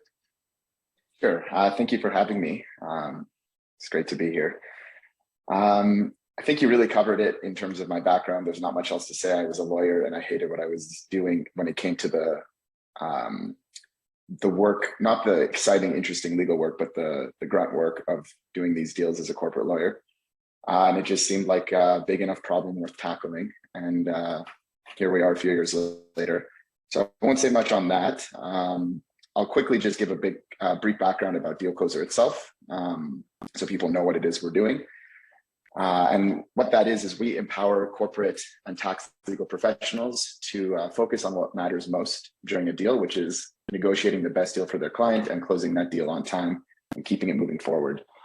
We do that by eliminating much of the, frankly, soul-crushing manual labor, which I hated when I was practicing law, involved in that deal process. And there's many ways we do that. We have a very broad feature set, all with the one goal of making it reducing soul-crushing manual labor that legal professionals have to do on these deals.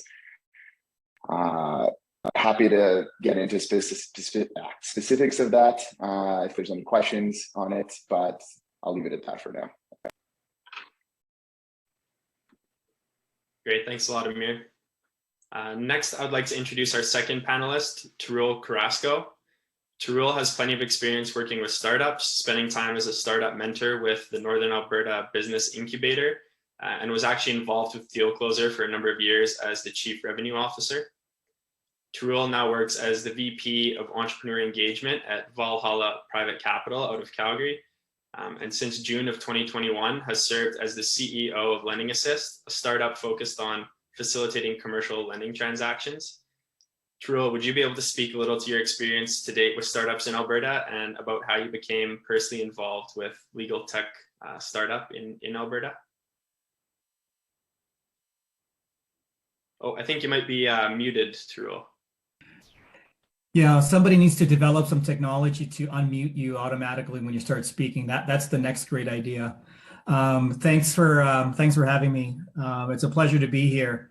So yeah, it's interesting to see how there's been a bit of a cluster of legal tech that's been developing in Alberta with my esteemed colleagues here with me and some others that have been coming out to market in the province. It's interesting to see how that's been happening.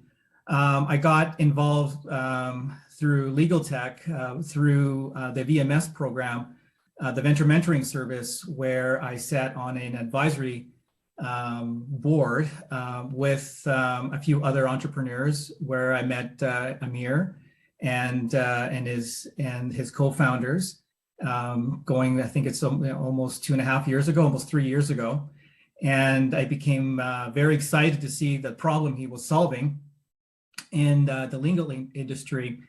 And that's what led me to join Deal Closer and spend time working with him and his team and growing the company, and eventually moving on to lending assist, where I became CEO.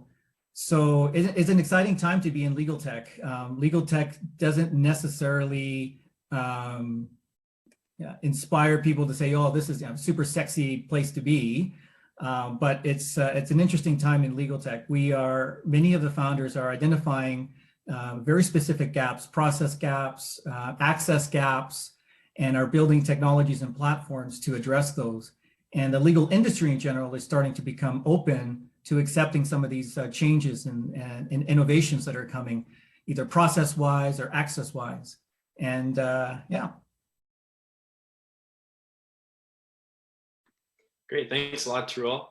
And finally, I'd like to introduce our third panelist, Mike Zuri. Mike, I know you've been feeling a little bit under the weather for the past couple of days, but we really appreciate you powering through to join us today. In 2019, Mike was hit by a drunk driver, and the resulting injuries eventually led Mike down the confusing path of making a personal injury claim.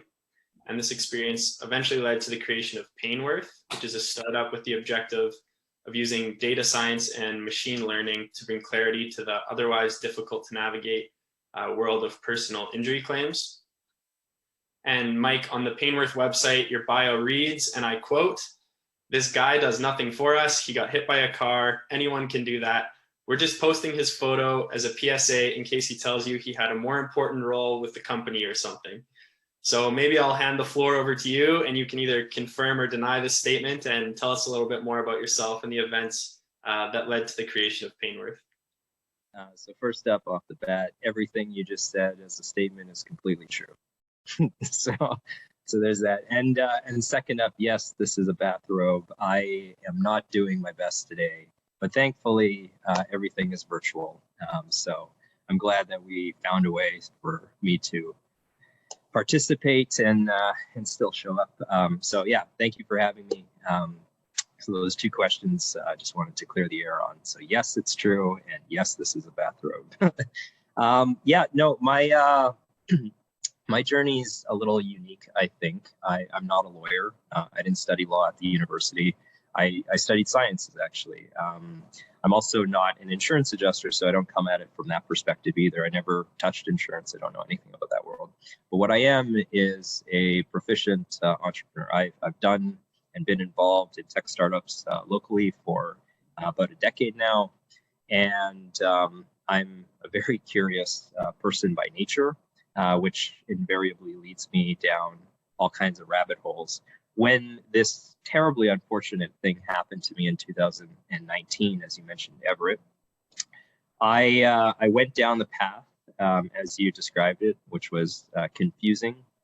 And I tried to find a way to peacefully resolve my situation. But the farther that I went down that path, the more frustrating and difficult the entire odyssey became. So eventually, that took me to the law library, where I learned the sort of gritty mechanics of how to actually learn, record, and figure out the assessment of a personal injury case to set it up for potential settlement. I built the product, or at least the first version of the product, for myself and solely for myself. When Access to Justice groups started reaching out to us and saying, access to justice in Canada is a huge problem. We estimate about 80% of legal needs are unmet. And there are numerous reasons why people cannot get access to justice. They can't afford a lawyer, they live in a rural and remote community, or they simply have bad case economics. So for example, cases worth $10,000 or less, it's just not economical for a professional to take you on, which often leaves people sort of high and dry. When we saw that, we recognized that the thing that I had built for myself might actually serve a much greater purpose in society as a whole. So we launched the thing online, and it's just been a roller coaster ever since. Certainly, we've been in the news a lot this week with a very recent funding round, but our user base has just exploded, and the need in the market has more than demonstrated itself and its hunger for a product like ours, which really just goes to say for anyone on this call who's looking for a takeaway message, solve problems that you understand yourself. That's the best way to generate real products that solve solutions for other people. So.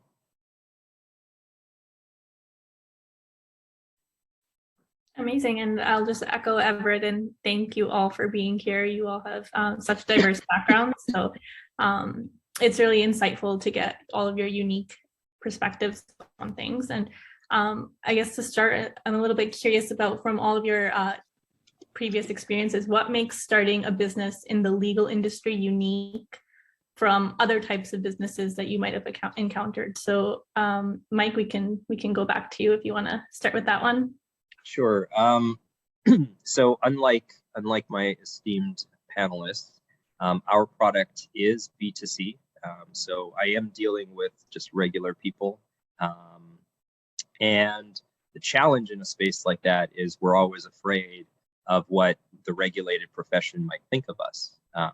So certainly in the early days, there was a lot of anxiety of UPL and making sure that we're very clearly on side with the regulations, and we do not do anything that could remotely be perceived as sort of stepping over those very hard lines. But that was a consistent source of anxiety to my lawyer co-founder in the early days. I think one of the hallmarks of a great lawyer is being very paranoid about what could go wrong. So yeah, that was certainly a thing. It's an interesting space because it's a space that I think in general hasn't been disrupted for so long, and a lot of that has to do with those hardline rules that sort of entrench the profession and protect it from external competition. Most industries, as I think everyone on this call is familiar with, have been suffering from competition from the tech sector. Tech sector is opening up, but the benefit of that is it makes the world and things better for consumers in everyday life. I mean, can you imagine, trying to do banking by waiting in line with a teller? I mean, to some people, that's absolutely unimaginable anymore, right? And that's because of some of the disruption that we've seen in that sector. Likewise, the legal sector as a whole is overdue for disruption. It's been protected by some of these rules, but we're now starting to see a relaxation of that with the legal sandboxes and some of the re-regulations that are being proposed, as some of these seasoned lawyers are either retiring out or some of these very convenient mindsets are taking place and setting in. So it's a really exciting time. When I first became friends with Amir and Terrell, one of our early conversations, I remember, went something along the lines of, right now in the late 2000s, it is like 1995 all over again. Like the internet's just getting started. Like, this is a field that's relatively untouched. Very little disruption has happened, and people are about to build Amazons and Googles in this industry right now. And it's a very, very exciting time to sort of get involved and ride the crest of that wave. That's wonderful. Yeah, I can't remember the last time I've gone to the bank in person, so I'm excited to see what can happen in this field as well. And Amir, do you want to add to that? What, maybe from your perspective, what makes starting a business in the legal industry unique from other types of businesses? I know you have a legal background, but if you have anything to add to that. Yeah, sure. So I've only started a business in the legal industry, and sometimes I really wish I picked an easier industry. I think what makes it unique from my perspective, we are B2B. We do sell to law firms and lawyers, and it's the lawyers that make it unique for many, many reasons. There's a lot of lawyers and law firms have a reputation. Some of it's true, some of it's not, but yeah, resistance to change is one of the reputations they have. And I say that carefully because it's gone a lot better over the years. Like, from when I started to now, like, there is a very noticeable shift, and law firms are looking for technology and embracing it more than when I started. Mike mentioned another one. Lawyers are trained to find risk. So that's a mindset that can be sometimes challenging to overcome when you're proposing something new. And I know for me personally, when we're looking for technology for our own startup, we're eager to try the most cutting edge thing, and we don't care how, so long as it's not touching our core technology where we're managing the data of our clients. But for our own operations, we're always looking for cutting edge technology, and we want the latest thing that makes things more efficient. But that's not always the case at a law firm. Law firms aren't always eager to be early adopters. So that's another aspect that makes it unique. The very structure of law firms also makes it unique. And the structure comes in such a wide range because you have solo practitioners. One day we'll be talking to a law firm of 5 people or less, the next day, 1,000 people. And they have the same challenges and the same problems, different scale, but they are structured very, very differently. And we've had to learn to navigate what it's like when you're talking to a 5-person law firm or a 1,000-person law firm. And on the high end, there's committees and security processes and reviews that we have to go through, many hoops to jump through, and rightly so. They have very critical data that they manage. But then on the other end, sometimes we have people that do a demo, see a demo, and they're like, yeah, we like it, and sign up. So it's very wide range, very many different personas also at a firm. We have about 8 different types of customer personas within a firm that we've kind of narrowed it down to. Not sure what other industries are like. Maybe that's not a lot, maybe that's a huge amount.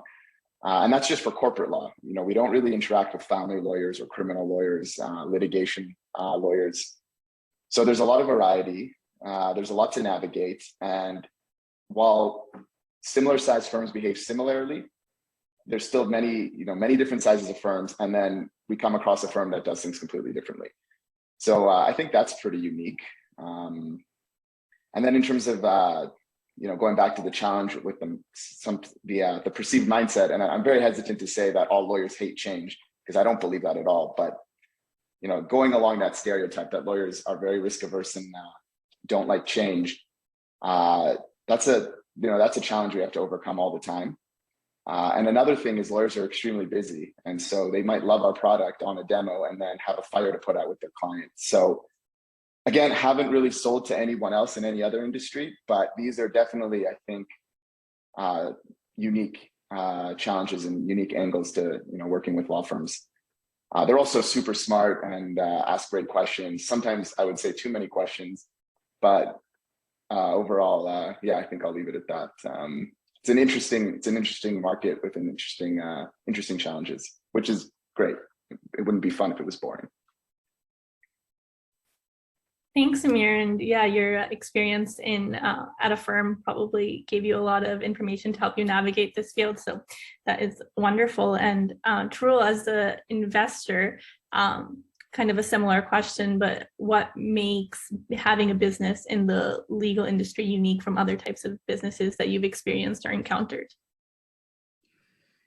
Yeah, thanks for the question. And just to kind of mention a few things with respect to what Mike and Amir were saying. It's interesting in the industry, there are lots of people that are saying it's ripe for disruption, it's going to change. There's lots of pushes and pull that are going on where firms are being encouraged to adapt more innovative technologies to assist in their client interaction. But then when you sit with a lawyer, you tell them those kind of things, they go, really? And they're busy. They don't have the opportunity to kind of step out of their practice and look around and see some of the interesting things that are going on with technology. But with that being said, as an investor, it's what I said earlier, it is ripe for disruption. We are living in a time where an increasing number of firms are turning to technology for a variety of different reasons. Number one, there's a little thing called a pandemic that's really been that's lit a fire under many firms as lawyers are now running their practices from their homes. And in addition to that, there are a generation of lawyers who are leaving practice, and a new set of lawyers that are coming in that grew up around technology, are very familiar with it, are comfortable with it, and don't understand why we do things the way we do, and are asking those questions within firms. The other is the advent of these smaller mid-sized firms that are using technology as a competitive tool to get competition from the more established firms where they didn't see innovation as the most important things, but relied on relationships. So there's a lot of different things that are happening within the industry, regardless of size of firm. And I think the other important piece as an investor is the relaxation of some of the constraints that existed, be it regulatory, cultural, perception, jurisdiction, and a lot of those things are being relaxed. And that creates a huge investment opportunity for investors to look at legal tech companies, because what investors look at is the ability to scale.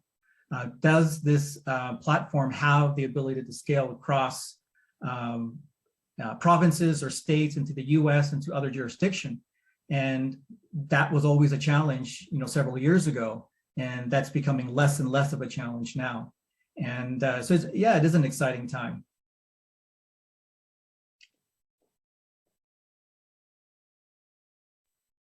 Great, thank you so much.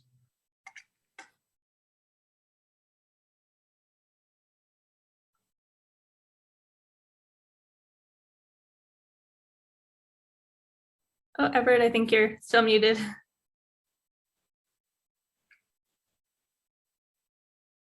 Okay, it looks like Everett's having some technical difficulties, so I will continue on while he figures that out.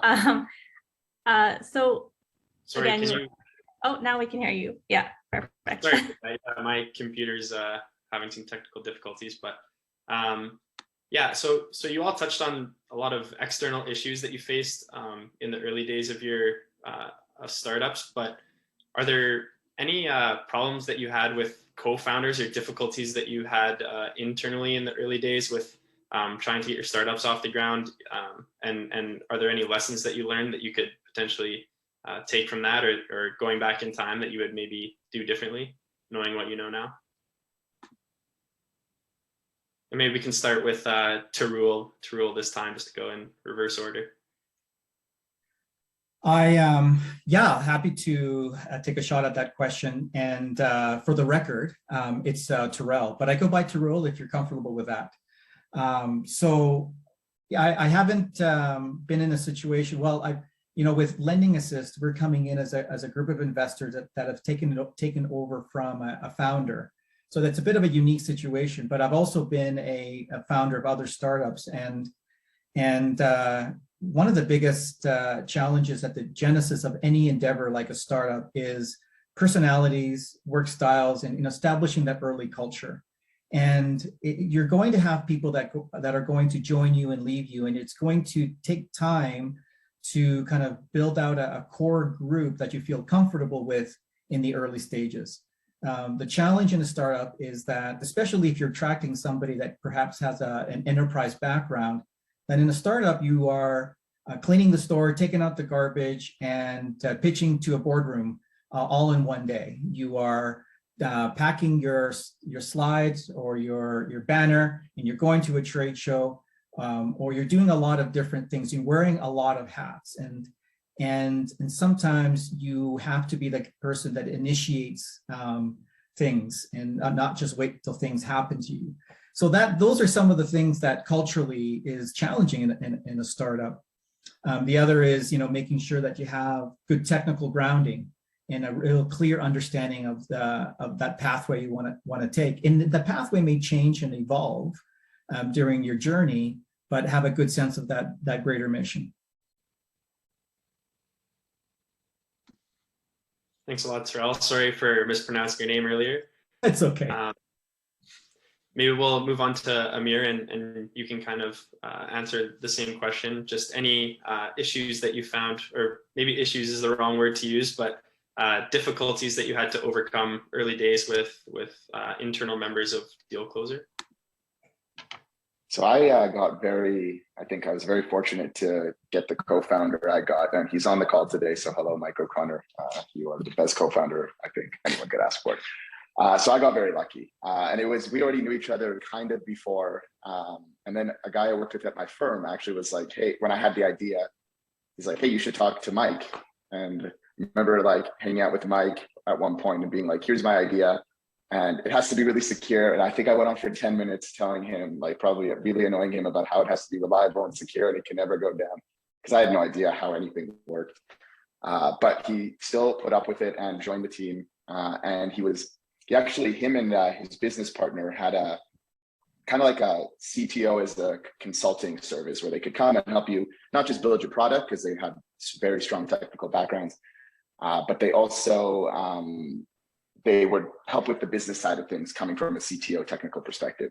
And we were their first and last customer. So I think 2 years ago, they actually wound down that company. So Mike became my co-founder, and his business partner, Darren, is one of our first employees. So that went really well. And then from there, all the hires we made pretty much were people we knew, which means that they're known quantities. They probably would feel bad if they do a bad job, if they were friends of mine or friends of the team. And that was how we hired probably the first 7-8 people. And from there, we started having to go look outside our networks and like our immediate networks. And that's when it becomes challenging.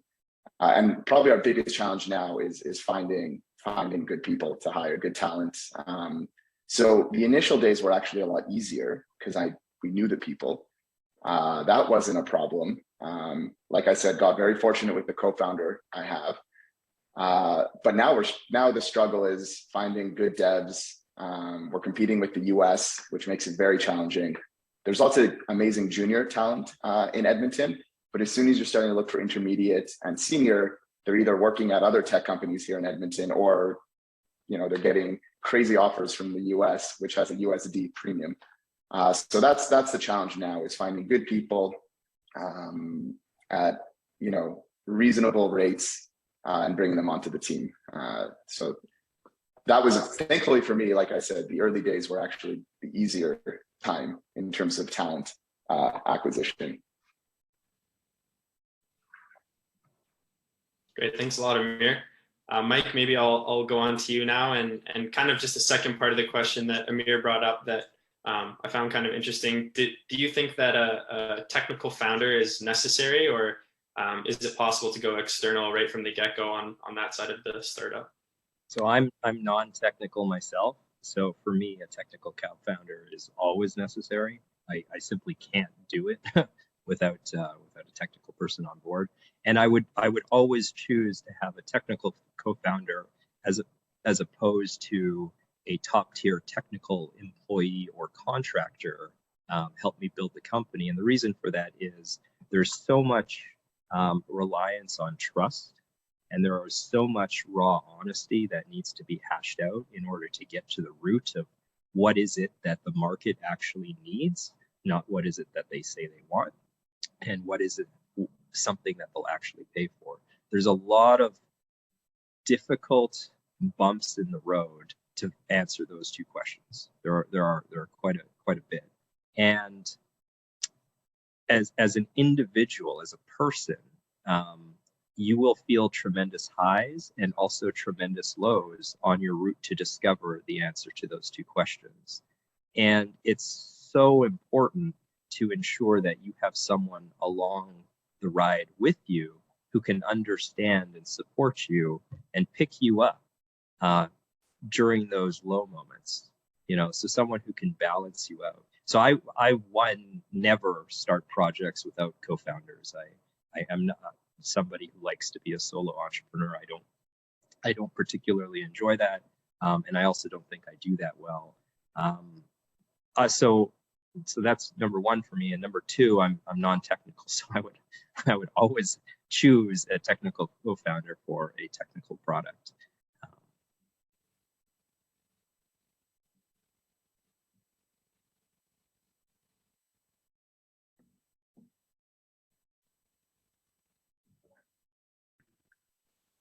Great. Kind of a follow-up to that. So you both, Amir and Mike, you talked about kind of when you were initially starting, Mike, you talked about having that co-founder, but what were you initially looking for when you were hiring talent in fields outside of your expertise? So beyond a co-founder, but just initial talent. Sure, yeah. So I was, first up, extremely lucky. Just like Amir's story, I happen to know all of the early people that I worked with, including my co-founders, plural, so I have two co-founders. And we were extremely close friends. We had worked together on other projects. There was a tremendous degree of professional trust and personal trust that went into building the product, which made my journey much lighter than some founders' journeys, for sure. As we were expanding the team out and growing the company to the point where we are today, and even where we are today, we have also been incredibly lucky. We have a social mission component to our business, and we are also quite loud at vocalizing that and presenting that to the world.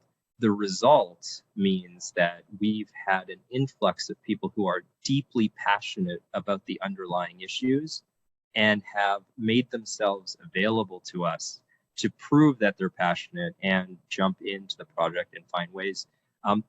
We had people in the early days, and still to some degree today, before I had any resources, before I could pay you even peanuts, asking to volunteer to contribute, asking to utilize the resources or expertise, or just find a way to join that social mission. Not everyone was great as far as like, a skill sets roadmap, but everyone was extremely passionate. So we had our pick of the litter for people who were both incredibly talented, but also incredibly passionate. I've always said you can hire smart, you can hire well-resourced, you can hire experience, but it's really, really difficult to hire passion. It's a unicorn ask. So if you find really passionate people who maybe don't fit all of your buckets, I personally tend to default to giving them a chance and letting them prove themselves, because oftentimes they'll surprise me with creative solutions that we never would have prescribed. They're the types of people who put on Saturdays and Sundays and, are thinking about the problem in the shower and coming up with weird, unique, creative solutions that, quite frankly, in many cases are better than what we would have prescribed. So I put passion as number one above even skill set and experience. Okay, wonderful. I'm glad you had that experience. And kind of a follow-up question to my follow-up question before I pose a similar question to Amir and Terrell. So you mentioned that there was people that were willing to volunteer their time before you could pay them. Did you use any creative payment methods to compensate them, such as giving out equity? And if so, how did you arrive at the number that you decided to give out? Yeah, I mean, a number is a negotiation. So, we throw numbers and we see what sticks and what's comfortable for people. But I always try and ask people what their actual needs are. Like, what are your base needs? So I don't try and offer you something lower than your base needs. The fact of the matter is, it's no good to me as an executive or leader of the company, and it's not good to the company either if you don't survive. Like if you starve to death, it's not good for me. So I need to make sure that I take care of you well enough. In the early days, obviously we didn't have resources. So we had all kinds of, sort of do what you can schedules and, no fixed hours. Some of that culture has maintained to where we are now. Like now we're a lot more structured as an organization. We actually have people on full salaries and things like that. But we do things like a 4-day work week. And I have personally found that when I give people different compensation packages to choose from, all of my hirings offer 3 different compensation packages. You can choose A, B, or C, and they're all structured to be comfortable for us, but also equitable for the person, including stock options and decent salary that meets at least their base needs or better, and things like vacation and paid time off. I have found that people will often choose a lower salaried option in favor of an option with more personal time. So the 4-day work week is actually the most popular compensation plan option that our team members choose, and so far it's been quite successful. Yeah, we seem to have pretty happy team members, and they seem to go above and beyond, even though they're only required to work 4 days a week. It's not uncommon for me to get an email from them at 3 a.m. on a Saturday. That is great. Thanks, Mike. If I could choose a 4-day school week, I would do the same thing. So that's wonderful. And Amir, you mentioned that hiring initial talent was a little bit easier for you than finding talent now. But if you wanted to add to that of how you went about it or what you were looking for in particular when you were looking for that talent, and again, if you used any creative payment methods or gave out equity, and if so, how did you arrive at that? Yeah, we've done a lot of different things over the last few years. We've given out equity. We now have an ESOP, so employee stock option plan. We want to pay our people well. We usually go on the high end of pay scales. We wanted to pay people well, pay people fairly. So that's what I mean. So now it's a combination: benefits, base salary, stock options, all the kinds of number of weeks of vacation. It's all that's kind of how we. It's very it's much more mature now, much more evolved now. It's much we have processes and systems in place, which of course in the early days it was, what do we think makes the most sense. So in the early days we did use stock as an incentive, definitely. The title of co-founder especially comes with a lot of sacrifice on the financial side for the promise of building something great that will make you a lot of money in the future. So salary, I was making $0 for a long time at Deal Closer. And my co-founder wasn't doing much better. But, in exchange for that kind of sacrifice, of course, is equity. As we started hiring people, we didn't really do pure stock, no salary for anyone else. We did find grants. We found ways to, we got friends and family, we raised money. So we found ways to pay our people. And considering how small and new we were, we did, I think, fairly well at that. But of course, to sweeten the deal, we did offer some shares as well to the early people. But now, like I said, we have a stock option plan, and that's just a part of like a regular compensation package that we offer, whoever we're trying to hire. And that's part of the challenge now. Like I said, we're competing with US companies. Everyone's looking for devs particularly. And so compensation is a really, key part of that. And like Mike said, compensation isn't just the monetary and financial, but what's the culture like? What kind of team are you joining? What is the work-life balance? Is it something we say but don't do? Is it something we don't even bother to promise? Like, you will have no life here, it's just work. Those are all aspects that, and of course we fall on the side of trying to offer the best place possible to work at, because that's what it takes now to find the best talent. So in the early days, there is no one thing. We did everything because you have to do everything because everything's unique and ad hoc and new. And I can't remember all the various kinds of arrangements we came up with to just get people on board. But most of them are still here today. And we're looking now, we'll probably by the end of this year, if all goes well, we'll be approaching 30 people. So that's a lot of people to chat. That's a lot of seats to fill. And that's the hardest part right now, is finding the right people to bring into these roles. Okay, wonderful. Thank you for sharing your perspective, and whatever you are doing seems to be working with all that retention. So that's great. And kind of switching perspectives here, Terrell, as an investor, what were you looking for when you were acquiring the legal startup? And are there certain things that you were particularly looking for? Yeah, absolutely. We were, in the case of Lending Assist, the lens in which we were kind of approaching this was, of course, things that we've talked about already with respect to the industry, but we're also looking at the team and the culture. Those are important aspects. So we had conversations with the team and getting to know them. And I think one of the things that became apparent was there was a lot of opportunity to move certain folks within the team into positions of leadership, and giving them some responsibility and giving them some ownership over that.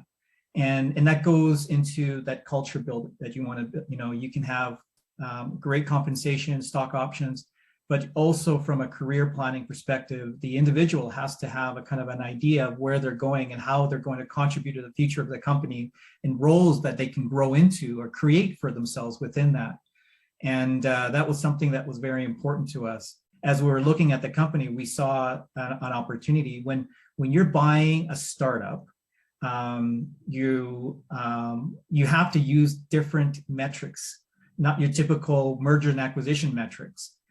You have to, because the folks that you're going to inherit are going to play a very important role in the future success, right? And you have to see whether your style and their style kind of work together well to create that cohesive team. So it's almost like you're going into a startup and you're relaunching, so to speak. So the cultural aspect was an important thing that we looked at. Apart from all of the numbers, you know, the kind of the opportunity cost, the industry, the traction, the customers, the retention of customers. Lending Assist has very strong customer retention. You know, we have lawyers that are using our platform that have built their practice around Lending Assist, and that was certainly important to us as well. And we had the opportunity to interview some of those customers, and so that gave us a sense of comfort that they weren't going to just up and leave upon us taking over, and they wanted to get to know us and see what our backgrounds and experience was just as well. And then we looked at the regulatory framework in which Lending Assist kind of resides in, and what are some of the barriers and how those barriers are detrimental to growth. And we kind of saw that there is opportunity to grow. So.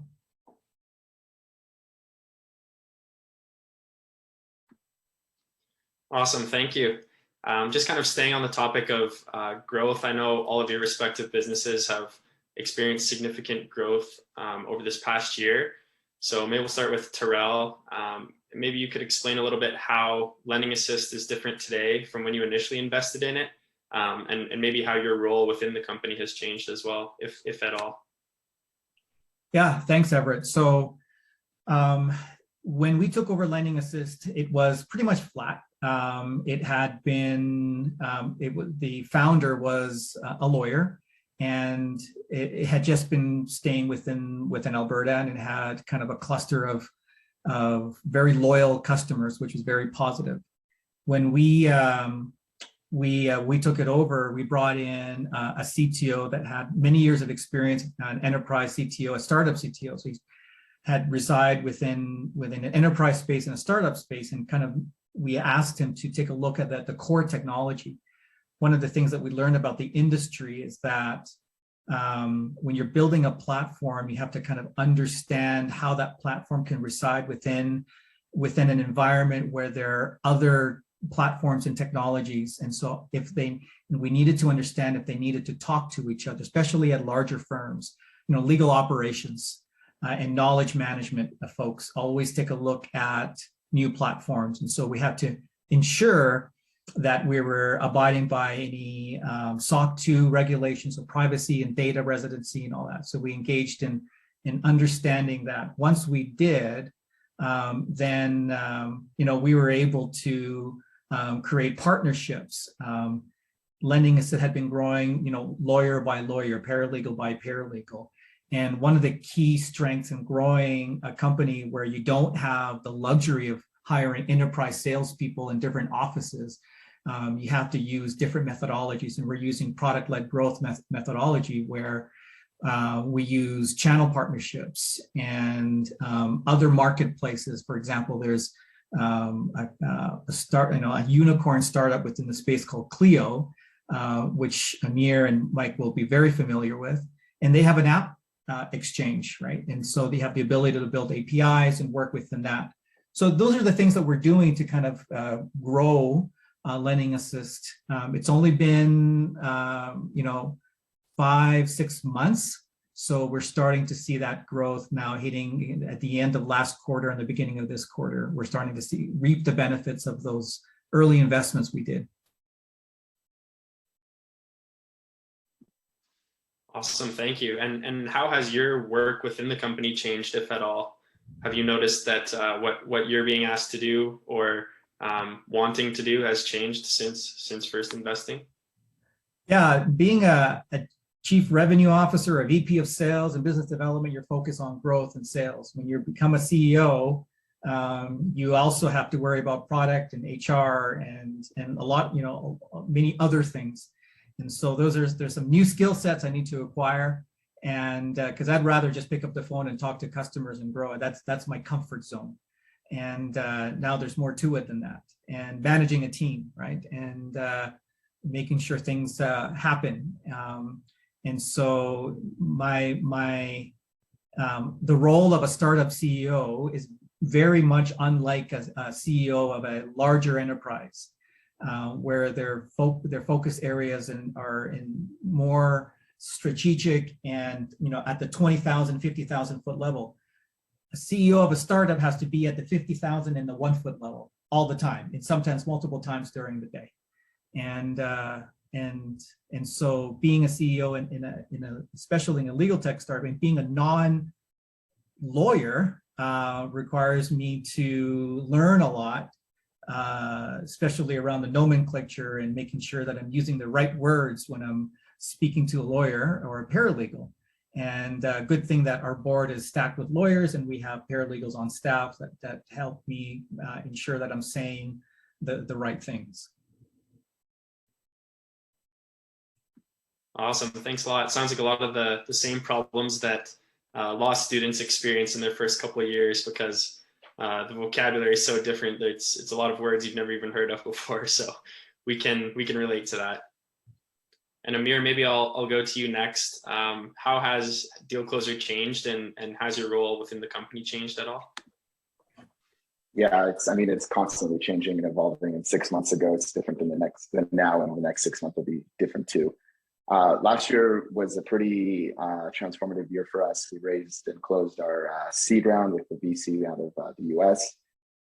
And we brought on, the VC has lots of ties to the legal industry in the US, and we brought on some new people. And so a lot happened last year. We saw a lot of growth, saw a lot of amazing growth. I think we even did a press release on the growth of our usage in the platform.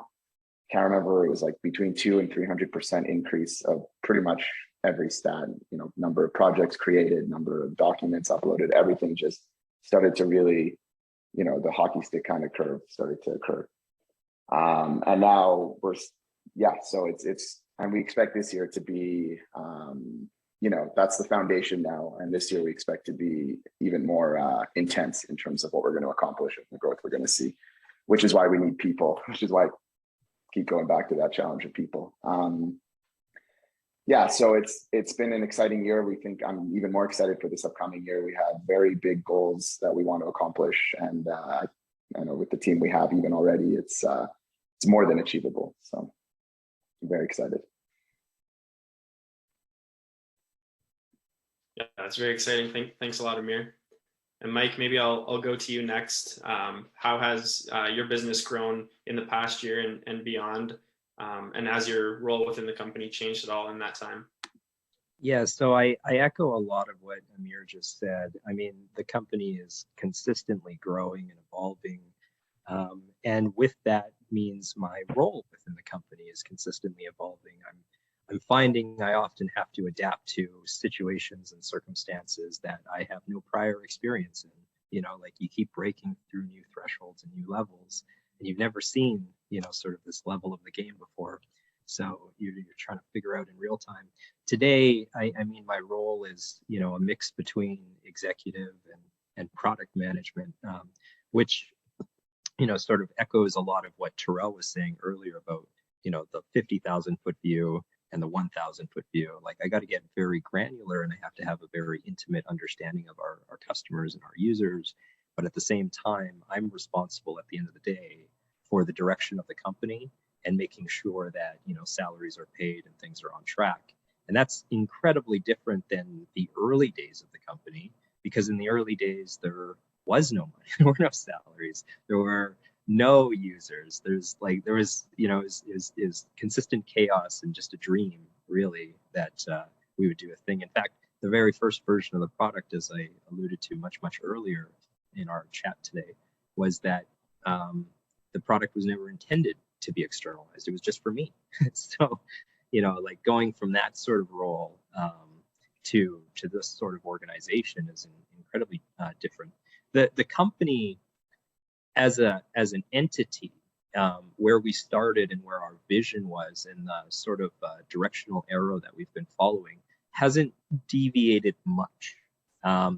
We have expanded our horizon and our view as we've learned more about the ecosystem and the space that we play in. When I started releasing the product to the market, we entered the market as a tool that would help regular people calculate, manage, and settle their own case. So many of the access to justice issues that I talked about earlier were many of the people whom we were targeted at serving. It was only after we released that product and we started to see some other interest in the marketplace that we realized that the product actually has a much bigger purpose in the world. It actually has a much bigger place in unifying both sides of an otherwise adversarial process. I mean, in order to really streamline personal injury, we have to take into account all parties at the table, which includes a lot of the professionals. So in the early days, I certainly didn't hear much from professionals because we didn't talk a lot to professionals.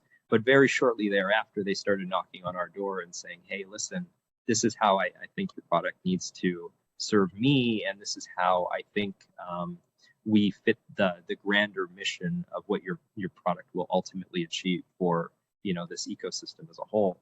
And that's been transformative. Like now we're finally resourced up to be able to execute on that bigger, broader vision. For the last, I don't know, 9 months or so, I've almost had to bite my tongue about it because we could only do so much. You know, it was like, I just need to buy more time. I just need to wait till we can get to the next step. I just need to, you know, achieve X, Y, and Z so I can finally, you know, get to the next level. And now we're breaking through that new barrier. And I don't know what's yet to come and where the future is going to continue evolving and taking us. But I'm very excited that for the first time since we started the company, we're about to release the very first MVP of what we think is our grand vision. I've only been operating so far with sort of like a micro half vision because that's all we could put out into the marketplace. But for the first time in this quarter 1, 2022, we'll be putting out the very first version of that. So I'm super excited. It changes every day, it grows every day. It's super fast and hard to keep up with. That's anxiety inducing, absolutely. But as Amir said earlier, you know, if it wasn't risky and if it wasn't complex, it probably wouldn't be fun. So it keeps me engaged, and yeah, I'm excited to see where the company is going to change and how my role is going to grow next. I will also say, just sort of as an end cap to this diatribe, my role and my position within the company, it's sort of been a walking virtue of the company, is not guaranteed. Like my role as a founder does not sort of guarantee me entry to every subsequent level. I have to continually earn my place, and my team, my co-founders, certainly my shareholders and investors, and my customers demand that of us as an organization. Like I have to be able to keep up and adapt and grow into those roles. Otherwise, we need to find someone who can take on that responsibility and run it, of course. Like the company is bigger than me as a co-founder.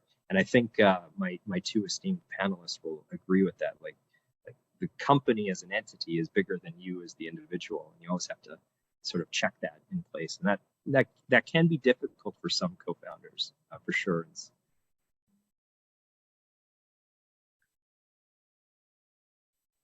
I would agree with that, Mike.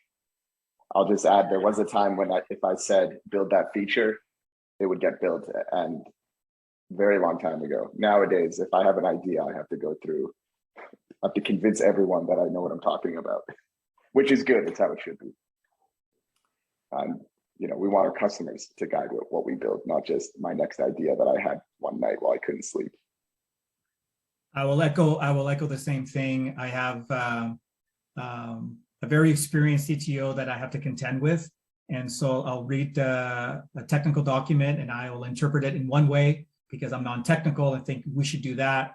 And I take the article, I send it over to our CTO, and he says, realize, Trell, we're gonna have to blow this platform up and rebuild it if we're gonna do it that way.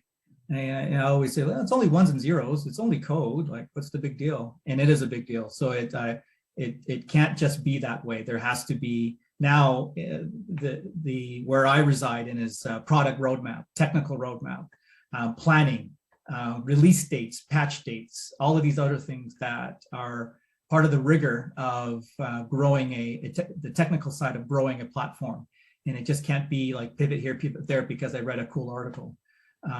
Now it just goes into a drawer, and then eventually they get back to it when we do planning again.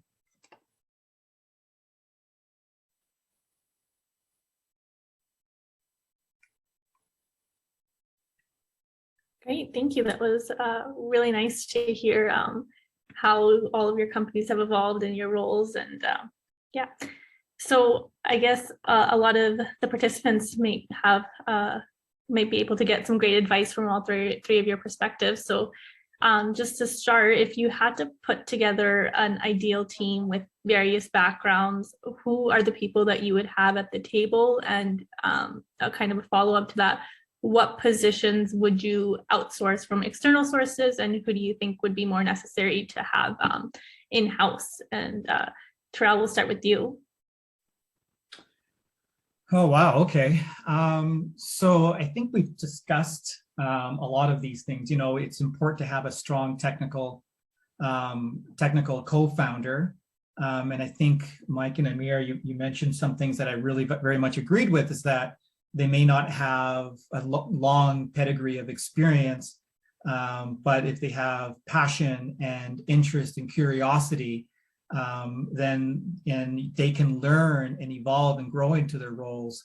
Then those are things that you need to look at. So really, very much it starts at the team level, right? So that's key. And as an investor, and then I'm going to put on my investor side, when you're doing an early stage investment, a company that doesn't have a long track record, you don't have that kind of those KPIs and measurables to go on.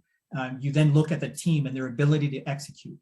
And so that's the first thing I would look at, the team and the culture. And you have to establish culture early. The other thing is really understanding your product market fit. What is that big gap that you're going to fill? We oftentimes see startups that develop an answer and then go look for a problem. And the legal industry is ripe with many gaps that technology has yet to fill.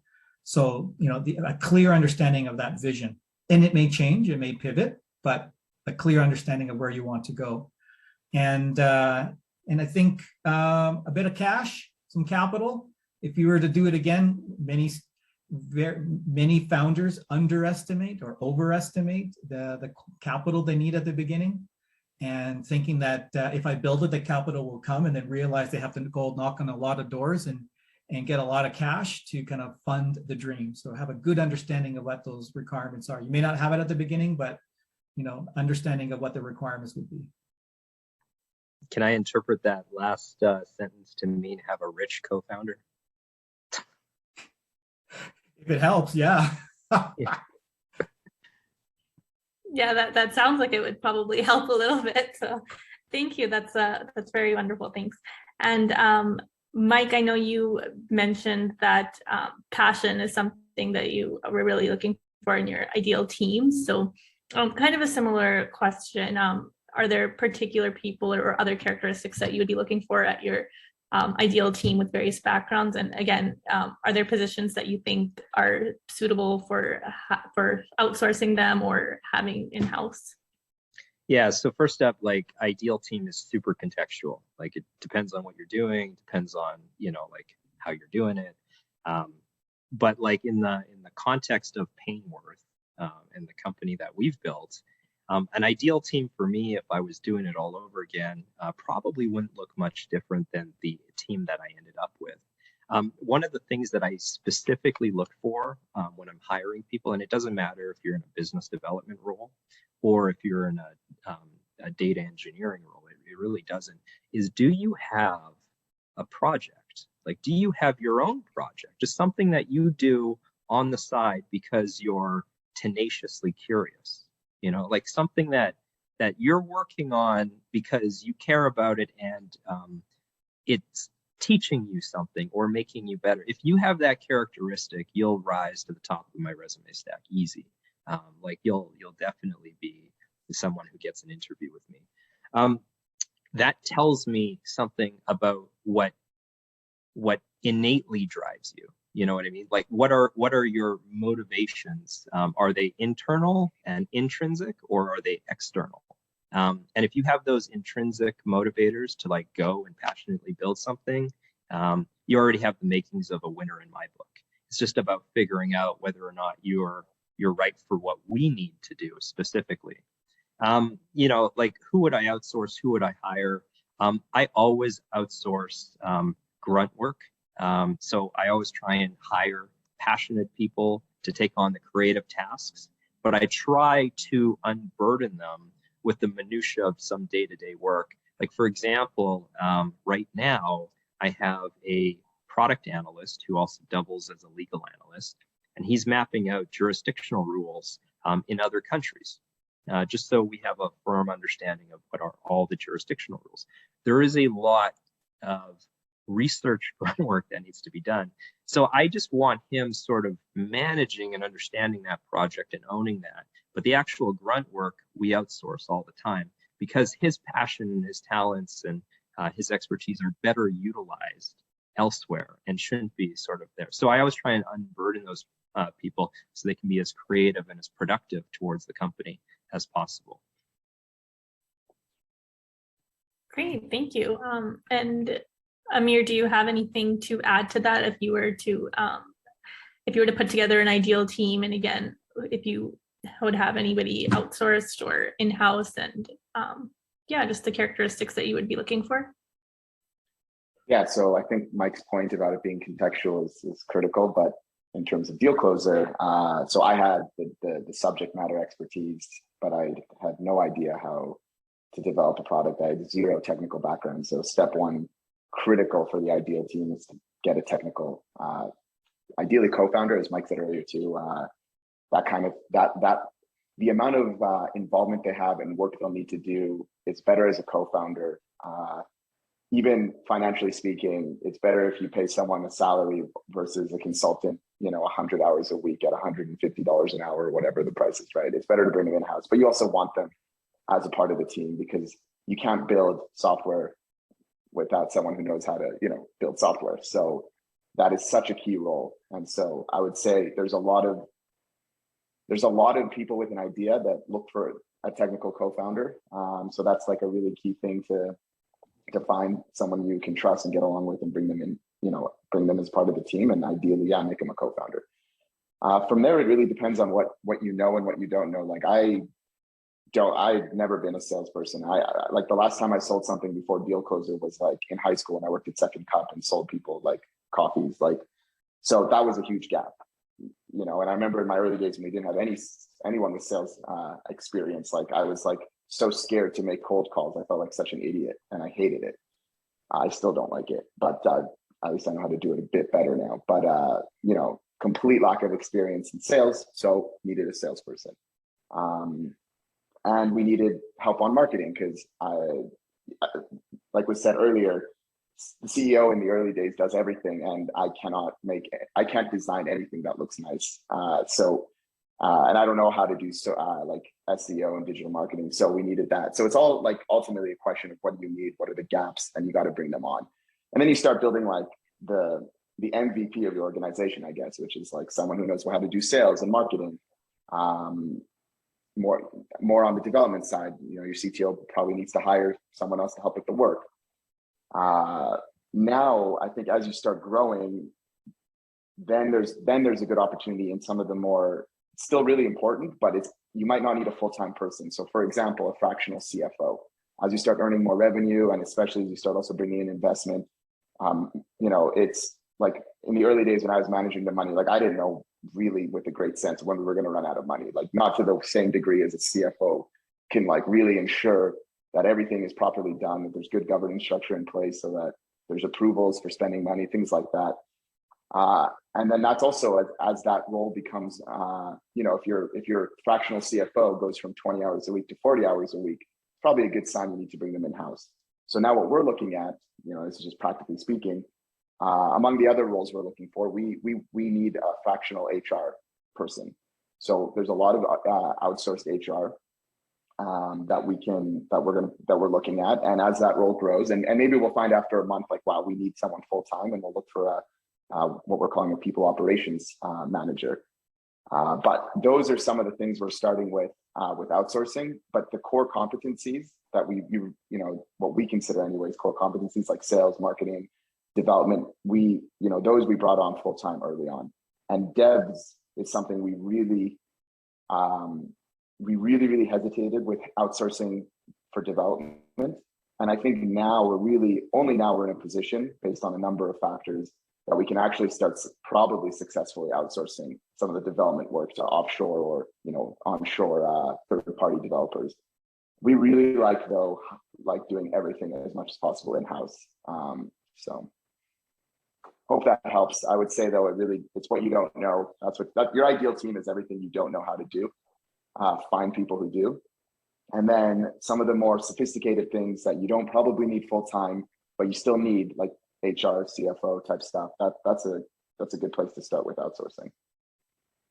And monitor it. If you're starting to spend more and take up more of their time, obviously you probably need a discussion on finding bringing that in-house.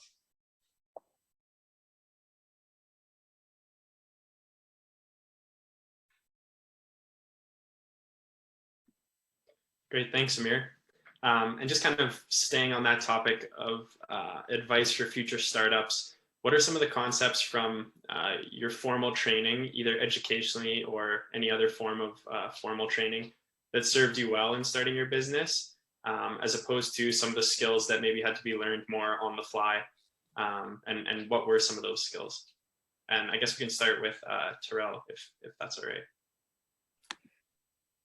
Yeah, I think that one of the early skills that I brought into working at a variety of different startups was the ability to pick up the phone and call and go and be curious and start asking questions, especially for a person in my, you know, I come from an IT background, selling in large enterprise.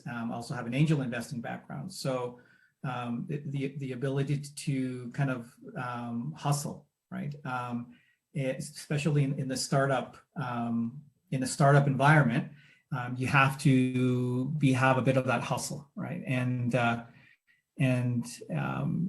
so that would be something that has served me well in as much as the environment of which I reside in is, you know, very sector specific. They're very, you know, in the legal industry, it's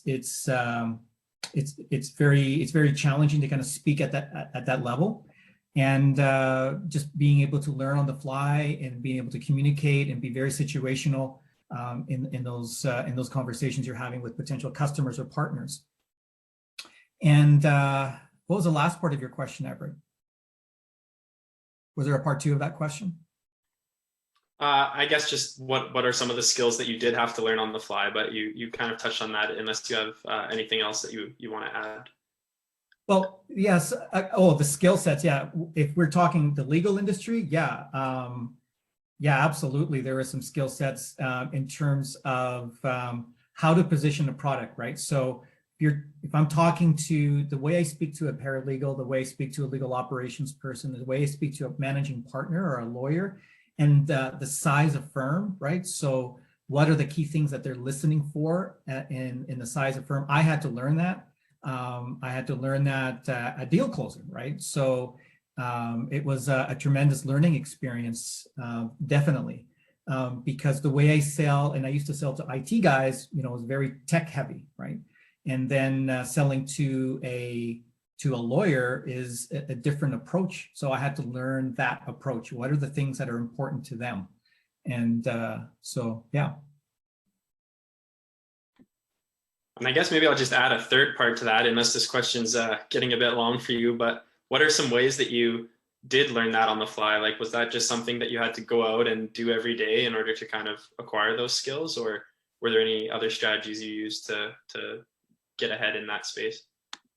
Well, the fortunate part for me is that I had a subject matter expert sitting beside me. And so that helped. And he was doing it as well. So that helped. The other is had to just really get into the industry and talk to folks that are at other startups and just speaking with customers, going, at the time when we were able to travel and have face-to-face, going to trade shows and meeting other folks in the industry, and really you had to really do your homework and really dive in to how they buy and how they look at technology so that you can reach them. Great, thanks, Terrell. Maybe we'll go to Amir next. So yeah, any concepts from formal training that you found really beneficial early on or even to date, either educationally or any other method of formal training, and then some of the skills that maybe had to be learned a bit more on the fly? I found practicing law extremely valuable and useful for being an entrepreneur, not just as a legal tech company. Of course, it helps even more as a legal tech company.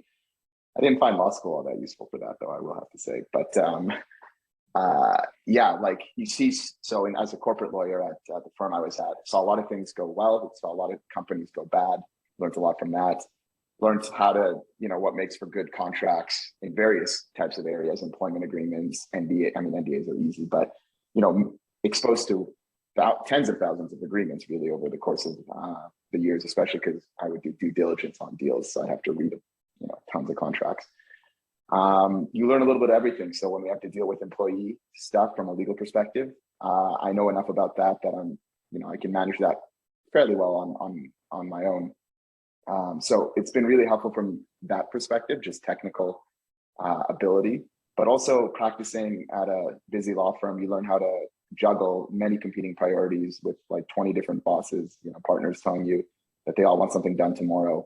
You learn how to not get overwhelmed in that situation. You learn how to manage your time, how to stay organized. I think I learned just because I had to, because it gets beaten into you, how to pay attention to the small details and really make sure that I'm not making mistakes in my work. And that's, a lot of CEOs, founders, the big picture person, right? They have the vision, and that's great. But I was forced to also learn how to slow down and pay attention to the small details, because I'd give a memo to a partner and get it back covered in red ink, and that didn't feel very good. So, so those skills are really valuable too as an entrepreneur, because it's, and the other probably biggest thing actually is you get asked to do things as a junior lawyer that you have no clue how to begin doing. That you've never done before in your life, that makes no sense, and it's you're terrified of getting it wrong, and there's an expectation that you figure out as much as you can. If you're going to be a good associate, I guess you figure out as much as you can before you actually go ask the partner for help. Not that you can't ask for help, but the idea is do as much as you can on your own, figure out what you can, and then go ask for help. And I think that is probably one of the most important mindsets an entrepreneur can have, starting especially in the early stages, is that not to panic when something you're not familiar with happens, but to how to go do the research you need to do, or to tackle the problem, to slow down, not get overwhelmed, and then figure it out. And then there's lots of help in the startup community. There's always someone you can ask for help for. There's always someone who's been there and can tell you, give you good advice. But that ability to just take a problem that seems extremely foreign, like for me, cold calling and sales, I hated it. I was super nervous about it, but there's a lot of things I had to do as an associate that I was nervous about. And even as an articling student, like going to make those ex-party applications in court and be in front of a literal judge that's judging you, like, terrified me. After that, though, it's not as scary to do a lot of the things in life that I had to go do. So I am very grateful for the time I spent as a lawyer. And I think it gave me a very strong background in many ways for starting a company and running a company. I guess actually the last thing I'll add to that, though, is that I find, and this is not, again, to paint lawyers with a brush, but it's in the name. Lawyers are advisors, trusted advisors. They advise. They don't always make decisions. And I think one thing that people with entrepreneurial background are excellent at is just making the call, making the decision, not being too afraid of what could go wrong, or knowing that they probably have all the information they'll ever get. You can't go read 1,000 cases to see what might happen next. You just have to make the call, make the decision. And that's something I think is really cool that comes from the entrepreneurial world that I didn't really have, especially as a junior lawyer. I wasn't really trusted to make a decision ever. I just, wrote a lot of documents. Awesome. And I guess I'll just add the final piece that I add on Terrell's question as well, and pose it to you as well, Amir. What did you, or do you have any advice on strategies on how to learn those things on the fly? Or are they situations, like you said, where it's kind of sink or swim and you're just, I guess, out of necessity forced to learn these different skills? Yeah, do the research, Google, find the answers. A lot of the questions, like dealing with employees, a lot of that's based out of legislation. So, I just went and read legislation to figure out what I was allowed or not allowed to do. Things like setting up payroll for the first time. That's a very practical thing that I had to learn to go do. And I was using the QuickBook FAQs a lot. Like, it's not rocket science to figure out this stuff. You just have to be willing to be uncomfortable and learn things if it's out of your wheelhouse. And then there's lots of little practical things you have to figure out how to do so that people get paid on time, for example. So I would just say, use your research. If you're a law student, use your research skills, and then go ask for help. Don't just drown. Like I was just saying, go figure out as much as you can on your own. And I do believe that, but also go ask for help. The tech community in Edmonton, particularly, like so many times I would send a Slack message to a friend and be like, hey, have you dealt with this situation before? And say, yeah, here's what we did, or here's what we're using. So it's not hard to get the help if you need it. So just got to ask.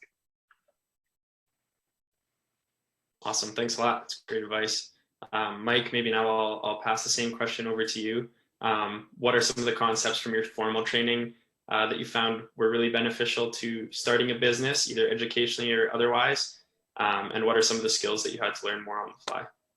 I'm at risk of being slightly redundant right now because I think Terrell and Amir perfectly captured many of the things that I personally feel. One of the things in my background, which perhaps is a little different, is I did have experience with other startups. I was part of other startups. And one of the things that came out of that was sort of permission to fail. As certainly as a young man, I used to be quite afraid of failure. Like everything had to be perfect. I had to deliver the right thing all the time. Whether it was academically or professionally, it sort of didn't matter. And as I got involved in the startup world, I learned how to fail forward. And that failure was actually, sort of the means to finding success, which is something, I think is starting to permeate the public consciousness, but certainly, it's not well enough established and well enough virtued. Like a lot of people, I think, don't appreciate how useful failure is. The trick with failure is trying to fail as quickly at a thing as possible so you learn why it didn't work. So when you're building your company, taking a lot of very small risks and getting instant feedback or relatively real-time feedback as to why something is working or not working. So I picked that up well before I started Painworth, and that was something that is incredibly useful to building this current company. I mean, we make mistakes, I want to say every single day, but they're low risk mistakes, and we quickly dial in and we tune out what's not working and we start dialing in deeper to the things that are working. And we use failure as a navigational compass for us now. So it's a real useful thing. The other thing that I brought into this company from my past, and this, I've never been a lawyer. I never went to law school. I studied sciences at the U of A, but this is very similar to what Amir said, is I learned creative problem solving and research skills, like, just being able to push yourself out there and uncomfortably think through a situation that you've never experienced before, you have no relatedness to, and figure out, like, you do what it takes to figure it out, which means getting on Google, looking things up, seeing what other people do. And oftentimes you're blazing a path that no one's ever blazed before. So just deciding and picking a route and seeing what happens. Like, you have to learn how to be comfortable with that. It takes practice and it takes some experience. Maybe there are some individuals out there who are naturally like that, but I don't think I've encountered anyone who has that sort of natural tendency. Everyone that I know who's great at that, learn that over time. The other thing that I had when I was building this is subject matter expertise to teach me the things that I didn't know. In my case, I had a technical co-founder, but the person who doesn't get a lot of publicity these days is I also have a lawyer co-founder. Building a legal tech product, it's really important that we kind of understand what the rules are. So I had to pick all those skills up, and I had to learn, how do lawyers think? Like, what are, jurisdictional rules? How do we start thinking about regulation? How do we start thinking about, even on the other side, insurance and insurance contracts, and like, what does that world look like? So it was really, really important that I picked up and learned from subject matter experts as we built our journey. One of the things that I wasn't great at, that I'm finding my footing on now, is time prioritization. So being ruthlessly prioritized on certain things, and being absolutely unforgiving on letting other things go. I have learned in the course of this particular startup, it's okay to have several fires burning at once and to just make the decision to let the smaller fires burn and only focus on the biggest fire at hand. It's part of that ruthless prioritization that I just sort of alluded to. That has taken us a very far way. Like, things aren't necessarily perfect, but that's okay. We need to focus on sort of the biggest issue that's stopping us from success, and just accepting and being comfortable with other issues consistently burning. We'll get to them later when they are prioritized as such, but in the meantime, no. And that's something that I've learned and I've gotten much better at, but I certainly wasn't great at when I started. And then just sort of the very, very last thing of all is learning how to ask for help. Amir touched on this, like, we do legitimately have a great ecosystem here in Edmonton. It's incredibly founder friendly. Lots of other founders are very gracious with their time and willing to, be a supportive peer, but also provide experiential support. And it's a really important skill to be able to tap into that. Like, I think not enough people appreciate that it is a genuine skill to be able to know how to ask for help and actually go out and ask for help. I think a lot of people don't do that. I am a person who never used to do that well, and that is something that I have gotten better at. And I will say that as I got better at asking for help from other people, I got faster and faster traction. I found more and more success by doing it. So always, sort of ask for help. I actually have a monthly ritual where we have a newsletter, and in my newsletter, I put out to the broader community problems that I'm currently experiencing in the company and things that I need help with. So, like, can you help me understand this, or can somebody raise their hands and teach me that, or is there anyone out there who has access to whatever? And you'd be surprised. I think the reasons that I didn't do it when I was younger is perhaps pride, some bashfulness on my part. I certainly felt shy about, or possibly even insecure about not knowing how to do certain things. But once you start actually asking for help and putting yourself out there, you start realizing that, oh, actually, lots of people don't know how to do things. This is totally normal. It's totally okay to build and support each other and fill in each other's gaps. And that's taken us an incredible way. I don't think I would have the company I have today if it wasn't for that ability that I have developed over time. And that goes with everyone on my team as well. Like everyone on my team right now is the type of passionate, creative person who has side projects and things before I hired them, and has that open communication style of being able and willing to ask for help. And it's just, yeah, it's night and day between how fast you can go. Great, thanks, Mike. There's definitely advice that I'll be able to apply for my life as well. So thank you. And it looks like we're running at the end of our session, but we do have, it seems, one audience question. So maybe we can quickly cover that. And it seems to be directed towards Amir. And I will just read the question. It's a little bit specific. So deal closers applied in the corporate transactional context, which includes M&A. What is happening when it comes to the automation of core M&A agreements, including SPAs and APAs? I appreciate that these can be highly complex and bespoke agreements, but at the same time, they are composed of a relatively fixed set of components. For example, definitions, reps and warranties, interim period covenants, closing conditions, indemnities, and closing boilerplates. What opportunities do you see here, if any? So thanks for that question. And Amir, if you want to provide some insight on that. I see huge opportunity in this, and it's going to be deal closer 2.0 when we tackle this very thing.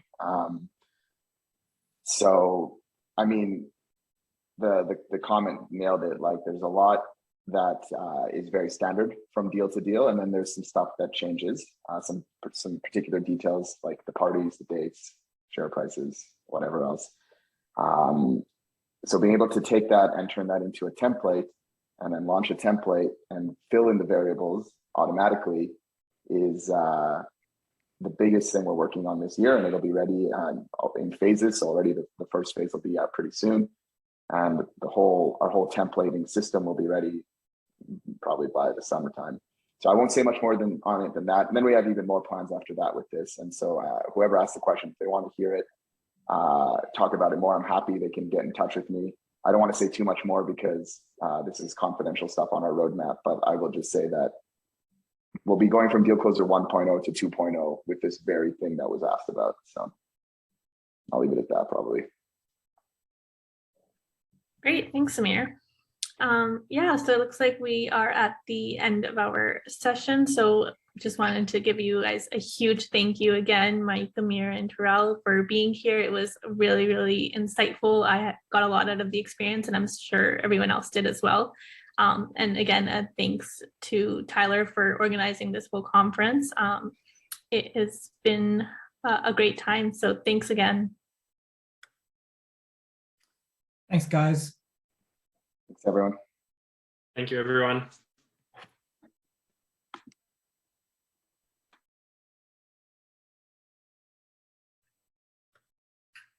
And we will be joining or starting again at 2 p.m. for the Implementing Legal Automation panel. So if you guys want to stick around for that. Hello all, and welcome back. We got a fantastic set of panels so far, and we now arrive at our final panel of the day. After having discussed innovation sandboxes and some of the tech tools being developed in the province that may benefit from regulatory safe spaces, we now transition to how some of these tools are being implemented across the legal field. In our final panel, we will learn how legal tech is being used in both large firms and student organizations to help provide legal services more efficiently. The panel will discuss how legal tech is helping lawyers to better serve their clients and some of the hurdles that have to be overcome when implementing new tech into an established practice. Again, 2 members of the Law and Business Association will moderate this panel. It is my pleasure to hand the mic over to Darian Spigarowski and Vivian Stefanik, who will introduce our panel and guide us through the conversation. Thank you.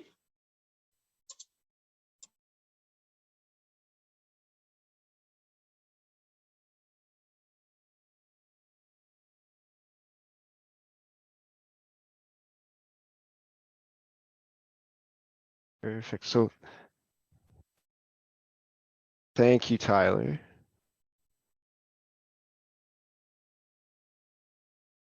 Thank you, Tyler. I'm excited to be here today. and good afternoon, everyone. Thank you for joining us for the third and final panel of the 2022 Legal Innovations Conference. In the final segment of the conference, the panelists will be discussing the topic of implementing legal automation to deliver legal services. Joining us today are three knowledgeable panelists that will be able to provide us diverse perspectives on implementation of legal automation. First, we have Jillian Scott from Osler, Hoskin, and Harcourt. We have Jordan Chitosky from Student Legal Services at the University of Alberta, and Kate Simpson from Bennett Jones. Thank you so much for joining us today, and I'm excited to take part in this discussion. Pleasure to be here.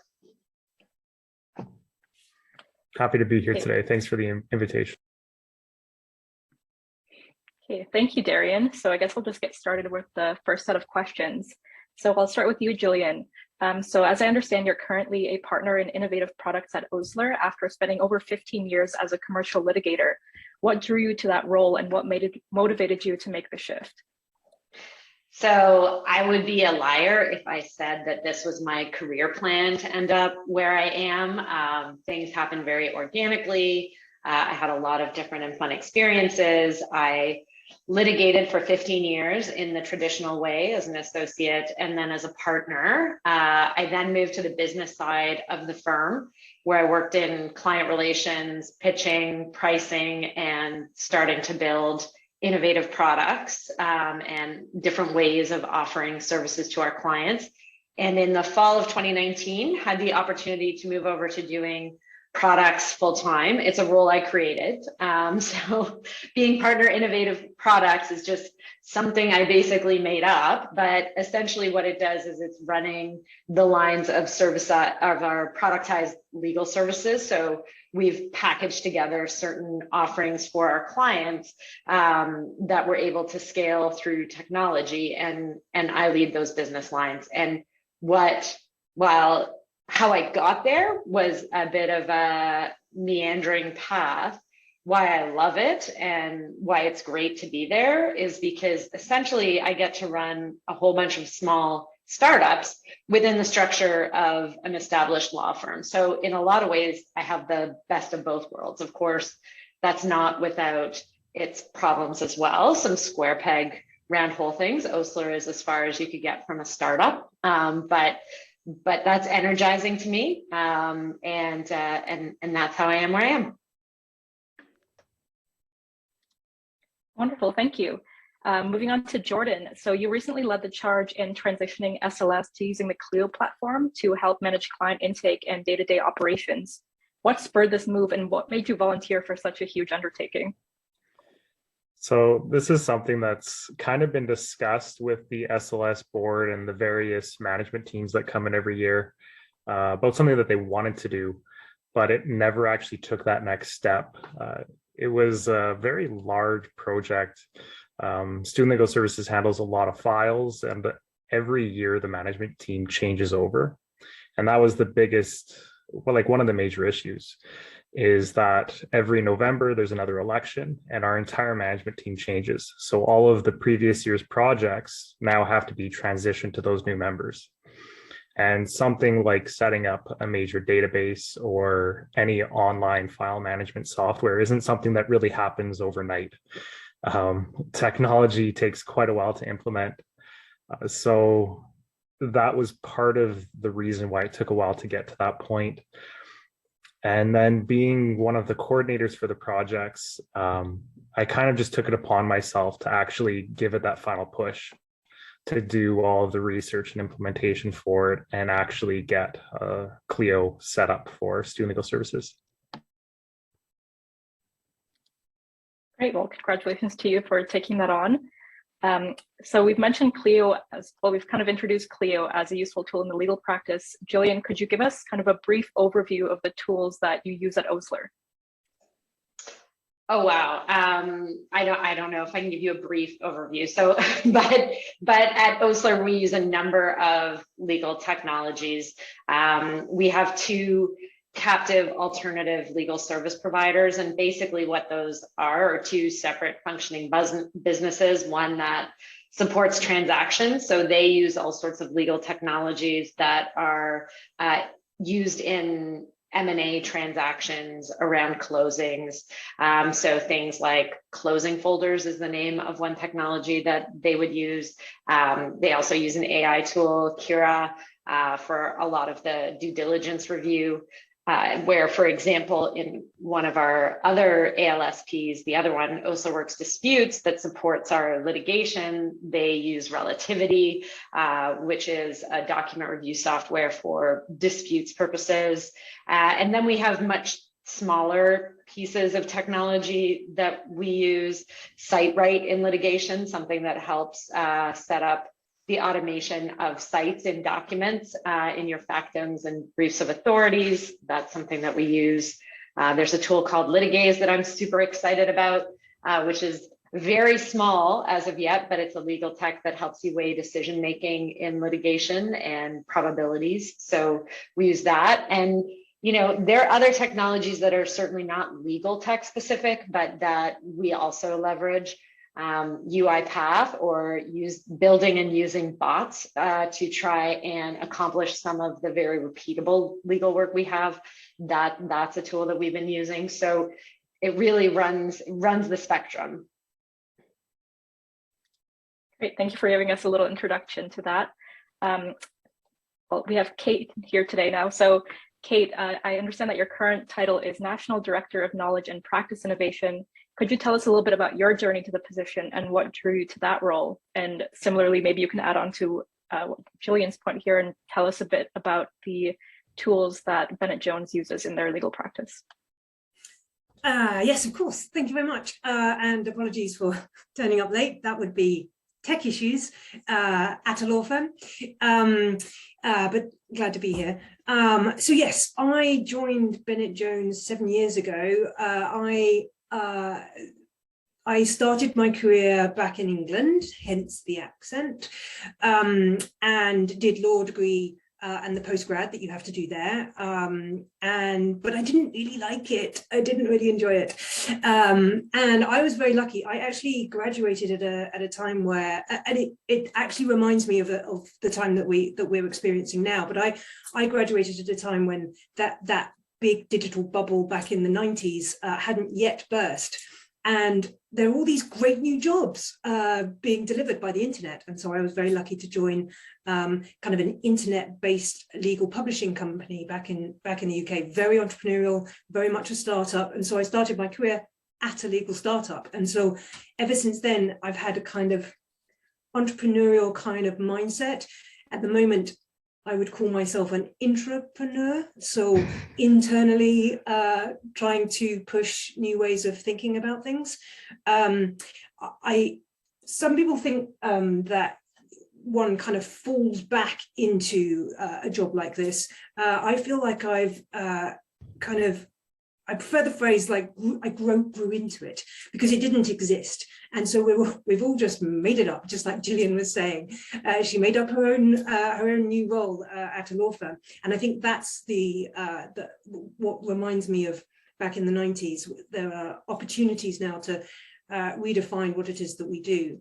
And I guess I did I don't know whether the students and other attendees have read any Simon Sinek, but he wrote a great book called Start With Why, and that has, and I spent a lot of navel gazing time trying to figure out what my why was, and I figured out that I am here to make lawyers' lives easier. That is what drives me every single day, is to try and figure out how to make lawyers' lives easier. And that has kind of driven a lot of the decisions I've made in coming up with what it is that I do at Bennett Jones. So that really was my path. Supposed to be a lawyer, but not a lawyer, and enjoying every moment. Wonderful, thank you. It's great to hear about some more non-traditional legal journeys. I'll just pass it along to Darian. We're going to talk about acquiring and developing new technology. Thank you, Vivian. Perfect. So yeah, acquiring and developing technology. First, we'll ask Jillian kind of a two-part question here. The first is, what is the proportion of technology that your firm develops within the firm versus buying the technology? Is this kind of a balance of 50-50, or what does that look like? And the second is kind of the reasoning why it is that way. Are there benefits and consequences of building and developing your own technology versus purchasing the third-party innovation? And I'd just like to see your thoughts on this, Jillian. Yeah, so really great question. The quick answer is that the vast majority of technology that we're using is someone else's tech. So it is licensed and we are using it within the firm. There's sort of different categories of that. Some of it we license and we use it exactly how it is. Some of it is basically we've taken various different pieces of legal tech that we license and sort of strung them together in different ways to use them in our own applications. And then we do have one instance of a piece of proprietary legal tech that we developed to support litigation and undertakings, which I'm not going to go into the minutia of that, but it's a task in litigation. That is the one place where we have our own proprietary tech. And you know, the reasoning around this is pretty simple. Our core business is law and practicing law. It's not being a technology company. There are people who are far better positioned to be able to develop that tech. And where they've done that work and that thinking, we're going to take advantage of that. So that's the biggest advantage. Also, you know, if others have developed that tech, they're supporting that tech. So if we have clients on it and something goes wrong, and this is pluses and minuses, right? We have to rely on someone else to be providing that service. But on the other end, we don't have to be hiring all sorts of legal engineers to support tech and deal with bugs that may come up. Also, future developments. When you have your own tech and you've built it, you can develop it the way that you want, whereas we're obviously captive depending on what direction some of our tech providers want to take the tech. So there are absolute upsides and downsides to either way that you want to do it. I will say that from our experience, the proprietary tech, it's a really expensive upfront investment to build it, but on the other end, that means that we could ultimately sell that piece of technology, or we could license it ourselves to other users. So I think in thinking about what do I want to do I want to buy or do I want to build? You have to think about, well, what is your ultimate goal here? If your ultimate goal may be to sell a product, the way my role is designed, there are definite benefits to building your own, but then you have to suck up the cost inherent in doing that on the front end.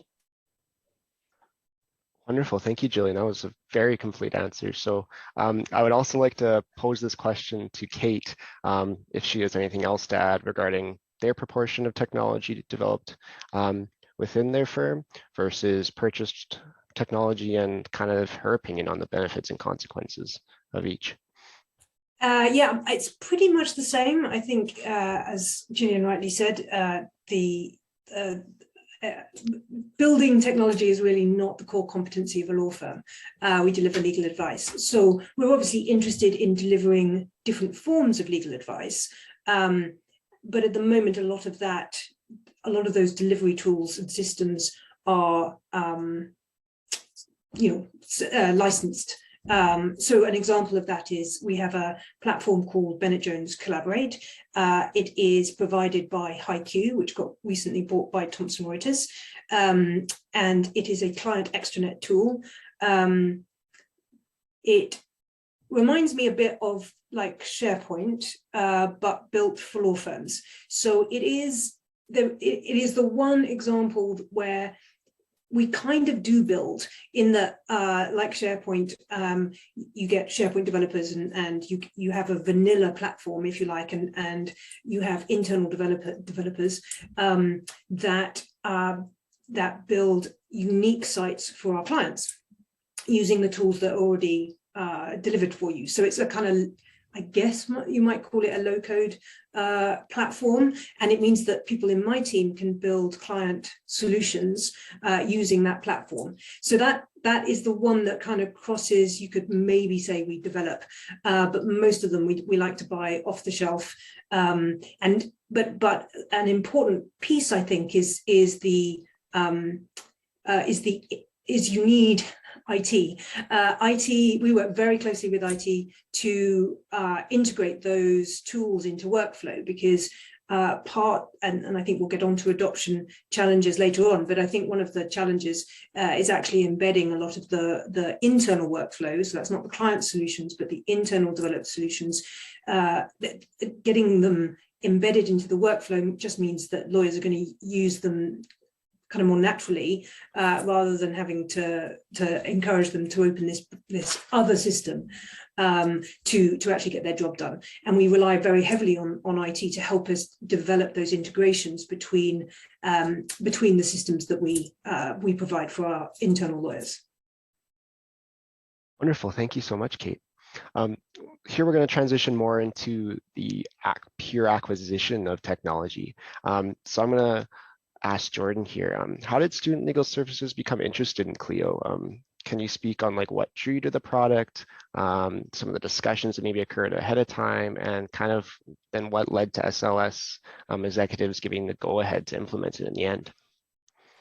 So we went through a lot of the process that Jillian and Kate were talking about. We were contemplating developing our own thing and kind of shot that down pretty early because, like I said, we had less than a year to actually implement anything. So we started looking at the preformed packages that were out there. And one of the big factors for us was cost. Anything setting it up, getting a database actually established has a huge upfront cost.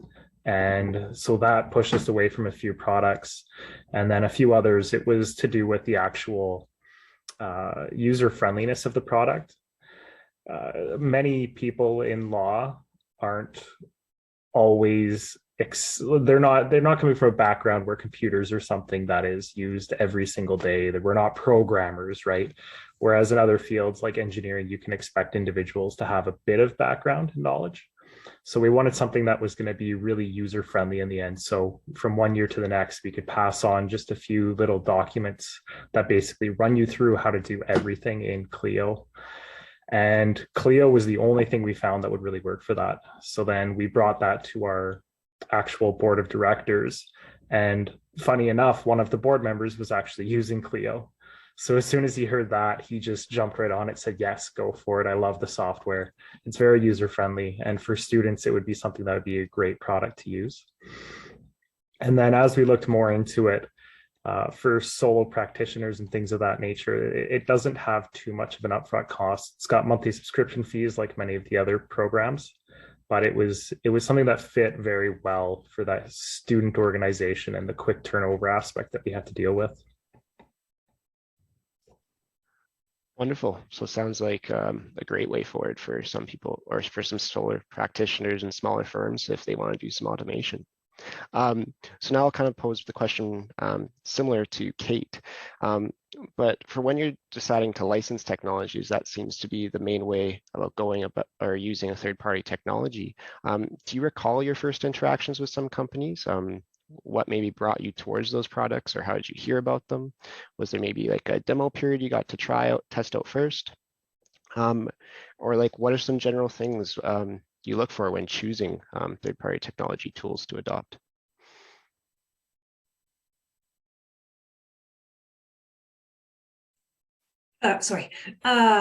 So we have a standard process now. I've been at the firm 7 years, and so we've kind of worked with IT to operationalize what it is that we do when looking at practice tools, which is what we call the legal tools, rather to distinguish it from Word and Outlook, etc., that the whole firm uses.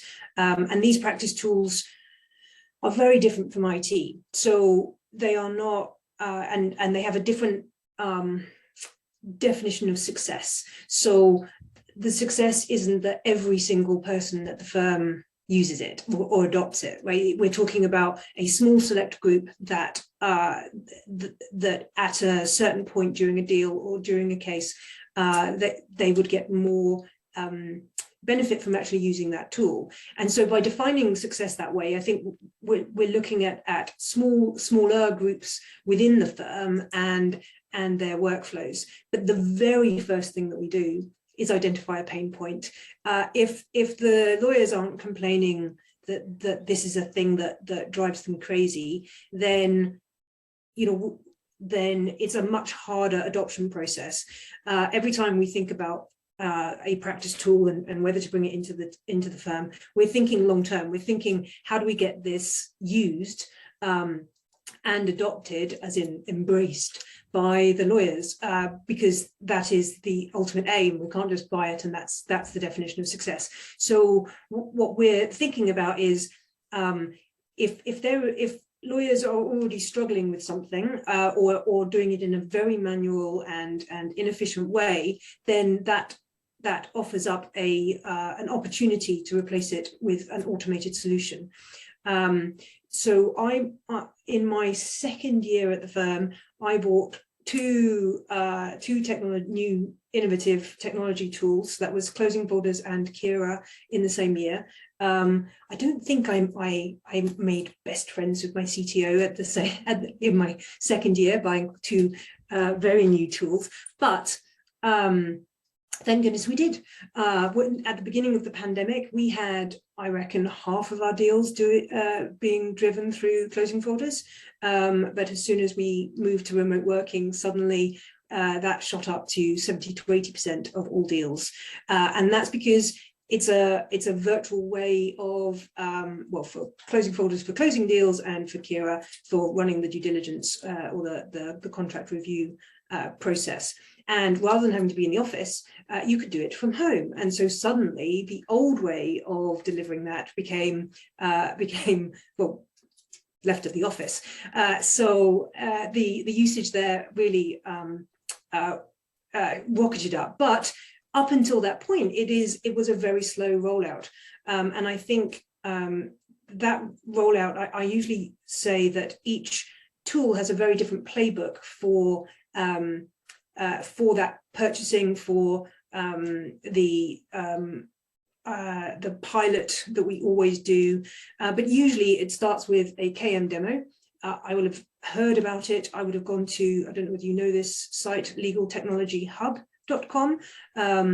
That lists a huge range of, a comprehensive range as far as I know, of legal technology. So you hear about those technologies and you hear the pain points at your firm from your lawyers or your assistants or your juniors, and you look at this. Then IT needs to also look at it because we need to make sure that it's a robust and secure solution, and that there's security. We're all about security and confidentiality of our clients' information, and so those two things have to be built into any product that we look at. So the IT, we partner with IT throughout that process to do it. But after the demos, then we put together a pilot group. Again, we're constantly thinking, how are we going to roll this out? How are we going to describe the benefits of this tool? So it's quite a lengthy process. I'd like it to be shorter, but it forces us to be very clear about what we're trying to achieve with that new technology, so that we're not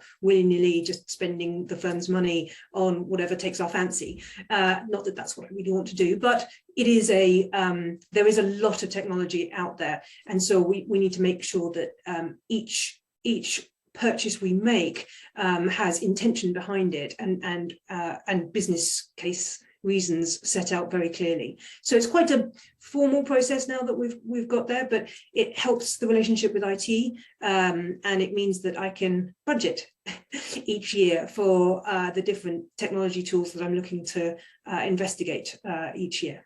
Does that answer your question? That was a bit wordy and waffly, sorry. Well, that sounds wonderful. It sounds like part of this process has really developed in the last couple of years with the transition to everything online from COVID. So that's wonderful. I'm going to pose kind of the same question to Jillian. I'm not sure if she also has the same idea of pain points of lawyers, and that's what really starts it, or if she looks at, I think it was Legal Technology Hub. But yeah, take it away. Yeah, I mean, so one quick word of distinction between the roles that Kate and I have, right?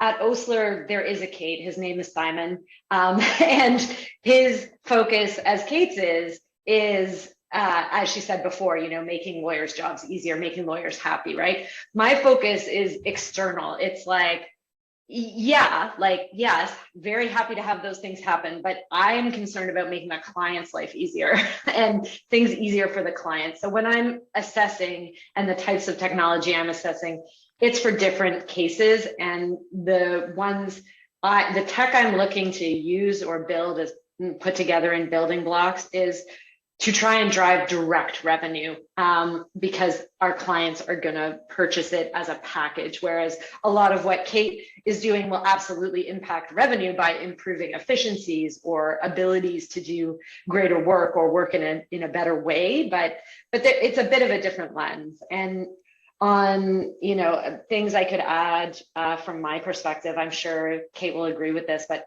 I have not had to go hunting for any legal tech. With someone who has the word innovation in their title at a law firm, I am inundated day in and day out by vendors, often who really have no concept of what it is that I do or what the firm does, but legal vendors are continually at my back. And also, other ways I come across legal tech. Conferences have been excellent where vendors do demos, word of mouth, what other law firms are using or other legal departments at our clients are using. I learn about technology that way through what I follow on LinkedIn and some of the groups of sort of legal innovative thinkers and digital transformation people in the legal space. I will pick up on sort of what's going on in the industry. Any time that we're looking at any tech, and we look at way more than we actually ever purchase or use, we will have a demo, like absolutely a demo. And actually demos are getting better given COVID and everything being online. We've seen a real improvement in the ability to execute demos, but I participate in a few demos a month, I would say at least. And then, we also are never going to buy a product unless we have the ability to test it in our environment. So to be able to pilot it, even if not in its full form, but in some kind of format that we can get a hands-on feel for how it works. I think we're going to get into a bit more of the sort of hurdles on the internal implementation side, but yeah, one big hurdle that will stop a tech sale right away has to do with security levels. Law firms are very conservative. I would argue too conservative. I understand why they are, because if financial institutions are your clients and they are trusting you with their data and they have extremely high standards, you in turn have to have them. But unfortunately, I think some of the intense sort of standards we've built up around concepts of client confidentiality and client data are starting to feel a bit anachronistic, given that our clients transact business all the time in the cloud. So for my firm to be like, oh, we couldn't use that product, like cloud-based is just going to be really problematic for this type of application.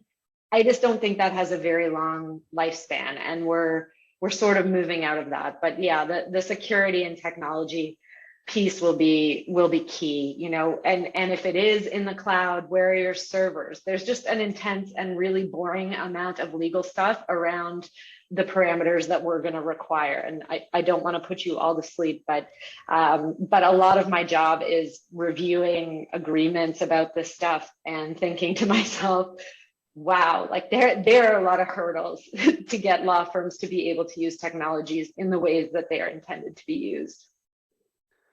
Well, thank you. It sounds like COVID maybe has had more benefits for the legal field in the automation side than we could have thought. So now we'll move on to implementing new technology, and I will pass it back to Vivian.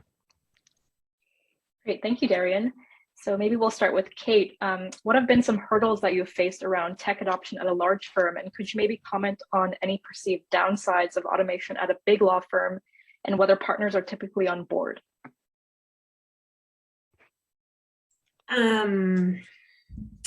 Again, I think you have to figure out the definition of success. So a lot of the are partners even aware? Sorry, just like right. The thing is that a lot of the technologies that we're seeing today at the moment are not targeted at partners. We're not expecting senior lawyers to be using a lot of this technology. You know, technology is not, it's not really that clever. We do know that, right? It's really quite dumb. I mean, cute, but dumb. And it means that really that technology is aimed at, you know, the things that computers do really, really well. So large volume, over and over again, same thing over and over and over again. Humans, not so much great at that consistency. You know, think about all of the word ribbon tools that we use. That's what technology does really, really well. And so a lot of the technology we're seeing is more on the volume side, and things that and document management, like moving documents from one form to another, centralizing views on and collaborative spaces for documents. These are the kinds of things that technology is good for. And so, you know, when we think about closing folders or Kira or SiteWrite, a lot of it is aimed at junior use, which is fantastic for us because we have a full student curriculum at Bennett Jones, and we spend a lot of time with our students teaching them about the new technologies and what's available.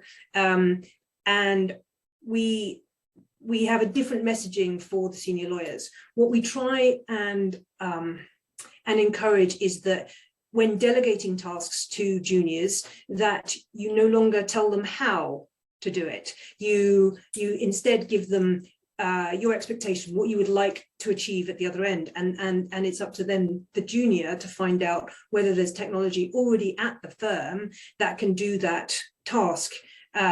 Because the last time the seniors did that task, they may have been doing it very manually. And so it's just being, you know, we see our students and juniors as our change agents. We actually need them to be curious and looking for the technology that is available at the firm, and take time to explore it and find whether technology can actually help them do their jobs faster. So, but when we talk about hurdles, issues, some of that is really that you don't know what you don't know. You know, when you're a student at a firm or a junior associate at a firm, there is so much information, so many tools, so many brands. I think, you know, litigators get used to figuring out why you'd use Quick Law, why you would use Lexis, why you would use DisclosureNet and Securities Mosaic, etc.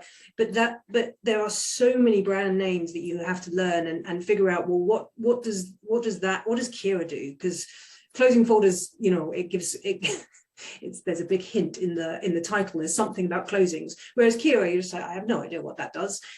So it means that our juniors need to learn a whole new lingo, really, for the tools and systems that they'll use to actually achieve, you know, the delegated tasks. So I guess some of the issues we face is, how do we communicate the vast range of tools that are on offer, and you know, we have all sorts of different ways that we've tried this. We've got like an if this then that. So if you're trying to do if you're trying to check cross references in an agreement, for example, then XREF, or Contract Companion as it's now called, is the tool to use. But you know, we're still, that communication is the really difficult thing, because unless you're sitting with the lawyers at the time that they need something, you're not there when the delegated task comes out to know which tool to use. So that they're kind of some more of the issues that we face, rather than the partnership. That what we try and message the partnership with is to be aware of the technology that's here, but you don't need to know how to use it. That's what you have juniors for. So that, I think, really helps, because we're not saying to partners, you know, please give up an hour of your time to learn this new tool. Instead, we're focused at the junior end of our firm, and we need to teach them what closing mechanics looks like anyway, what contract review actually involves anyway. And so while we're training on the processes, we're training on the technology. And I think that makes some of that adoption and some of those hurdles just a little bit smaller. Wonderful, thank you. It's great to hear how much students are involved.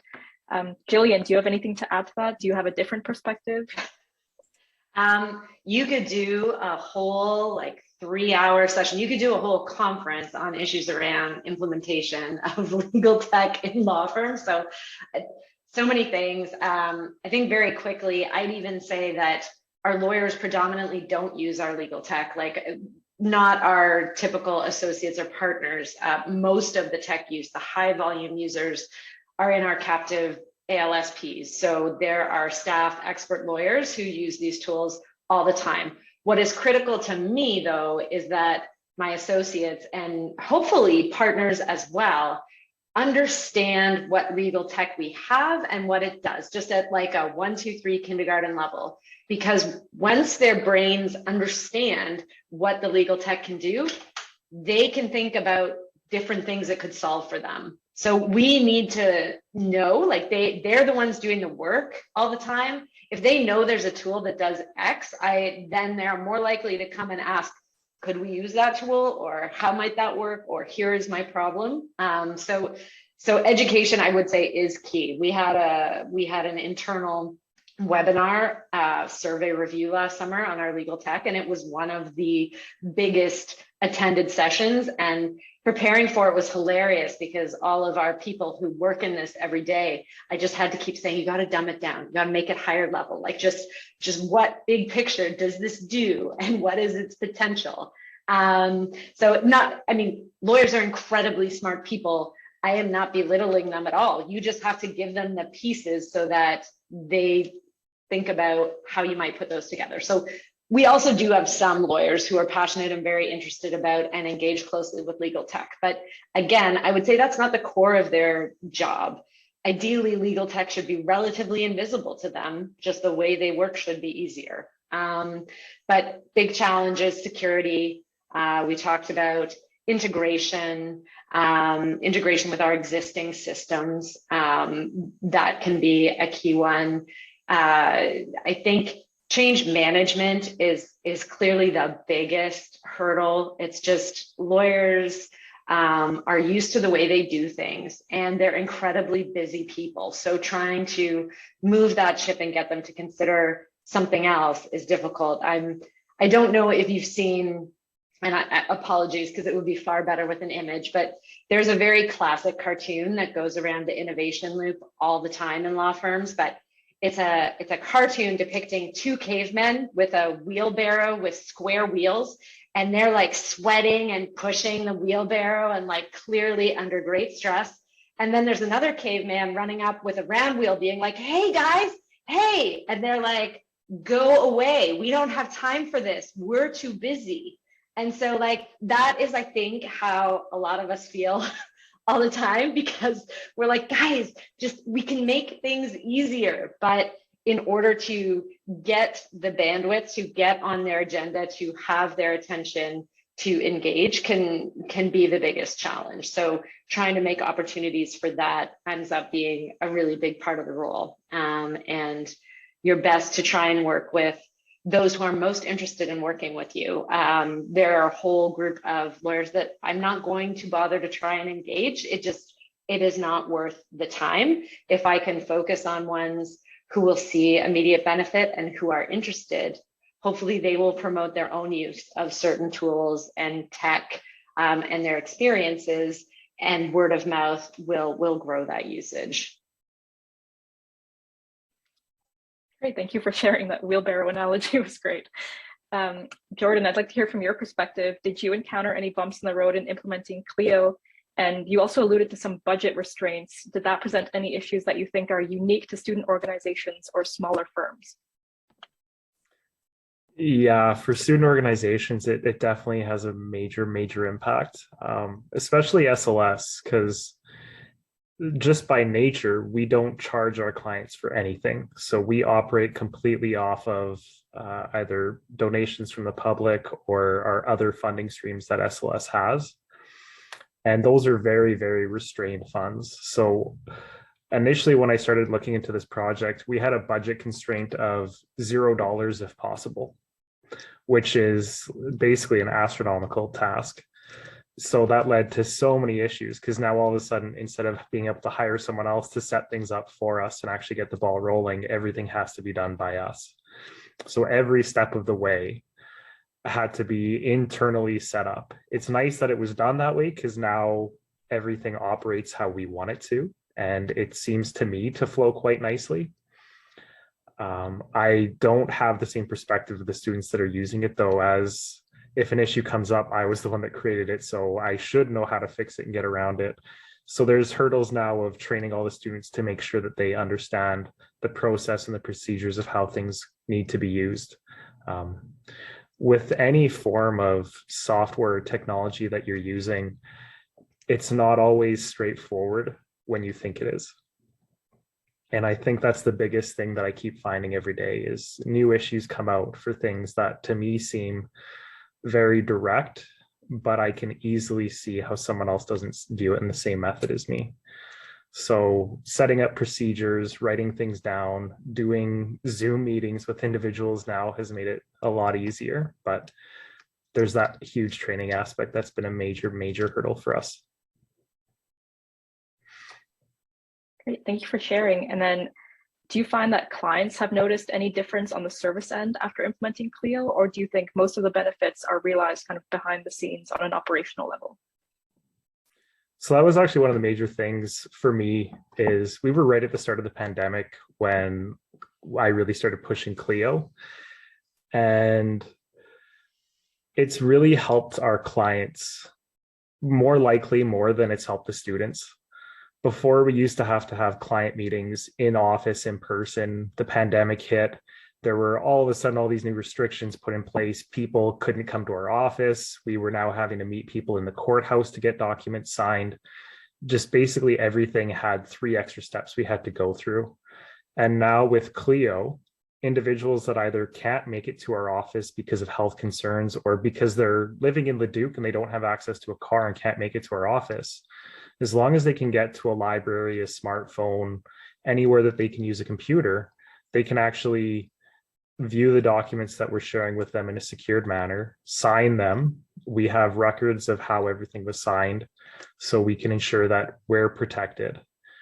And it's really helped them just have more access to our services. And then from the student side of things, the students now, the SLS organization operates where every student has a supervisor, and then their supervisor has a supervisor, and then their supervisor has a supervisor. But if you only have physical files for things, then only one person can be looking at that file at once. So if a volunteer's day leader is curious what's happening on a file, they'd actually have to find the volunteer, get them to show them the file, and look through everything in there. But now using Clio, if I'm curious what any of the volunteers are doing, I can look up on their file, make sure things are being handled appropriately. And it goes the same for the day leaders. So the day leaders can view their volunteers' files. And then it also adds an extra level of security for us too, in the sense that it's very restrained and limited who can actually view what file. So with a physical file, I can walk up and pull it out if I ever felt like it. You never should, as there are major security issues around that. But now we have that extra barrier where if someone shouldn't have access to a file, they cannot see that file. And that's been a major, major saving grace for us. That's great to hear. Thank you for sharing. And Jillian, kind of a similar question. How have you found that the clients have responded to the new technology that Osler is developing? So I would say positively. I think there's a positive response to it. We do have clients who bought our products, but positive in they know that we have to do this and that we should be going in that direction. And I think they like that we are trying to respond to their needs. And mostly, I mean, to touch on what Jordan was saying, how do our clients want to consume legal services? Like that's sort of key, instead of just thinking about how do lawyers want to do them, but how do our clients want to receive that? And so I think they appreciate our thinking around some of their operational pain points. Like, I would rather see a decision tree that breaks down my risk with dollar values about my litigation than I want to have a 10-page memo. And so the fact that you're doing that for me is great. Or, you know, I would like to be able to input my own information and generate my own basic contract. The fact that you have set that up for me, I like. Now, you still have the same caveman problem. Our clients are exceptionally busy. And so getting their attention around some of these things, it's like, oh, I don't need more. I don't need to hear more from my lawyers. I'm busy. So I would say, you know, and this is true about selling or offering legal tech to our clients. It's the same as those vendors who are chasing us to buy legal tech. It's just, you have to be persistent because it's a very long sort of sales and adoption funnel when it comes to legal tech. So while I'd say that clients are positive about it directionally, that doesn't immediately translate into everybody jumping on the bandwagon and wanting to really push legal tech. But if you can get a client stakeholder interested and involved, that is the best thing you can do for moving things forward more quickly at your law firm or legal organization, where the client's voice and even better, the client's dollars are behind projects involving legal tech, you will get much quicker adoption. Great, thank you. And Kate, do you have anything to add to that? How has adoption been for clients at Bennett Jones? No, I would echo everything that Gillian has said. I do think being first often looks like being wrong. And I think we're at the beginning of a very long marathon, and it's incredibly exciting to be in at the gates, but it also means that you often look like you are mad because no one else is doing this stuff, and so you keep pushing and motivating people to use these, and as Gillian said, the sales funnel is very long, and so it's a very long journey, and we're saying the same things over and over again about the benefits that will be felt in the long term. And it is a piecemeal. It's a slow process. You just have to keep building the blocks towards that eventual success, where we actually do move the needle visibly, with not only law firms offering more legal products to their clients, but clients actually requesting far more self-serve and effective technology that they can use so that they are more efficient. So I think you have to be in it for the long term. People talk about quick wins, but nothing is quick about changing an entire profession's way of delivering legal services, which is basically what we're doing. And I think about this as a generational length of time, and not something that is going to happen overnight, because I've been doing this for a number of decades, and it has never been overnight so far. So I think you have to be in it to understand that, slowly but surely we will get that wheelbarrow with round wheels, but it is going to take a lot of pushing, and people have to slow down to learn something new to speed up again, and it's really difficult to get people to change the way that they've always done things, because it will be slow. There you go. Look, see, lovely. Look at that great description as well. Like, that's the image I had in my head and everything. So I think it is. But I think that the next generation of lawyers will see the most change, I think, and that in itself is an exciting time to be a lawyer, I think, and in legal tech, not just a lawyer. Wonderful. Thank you for sharing. I'll just pass it back to Darian for some final thoughts before we wrap up the panel. Wonderful. Thank you, Vivian.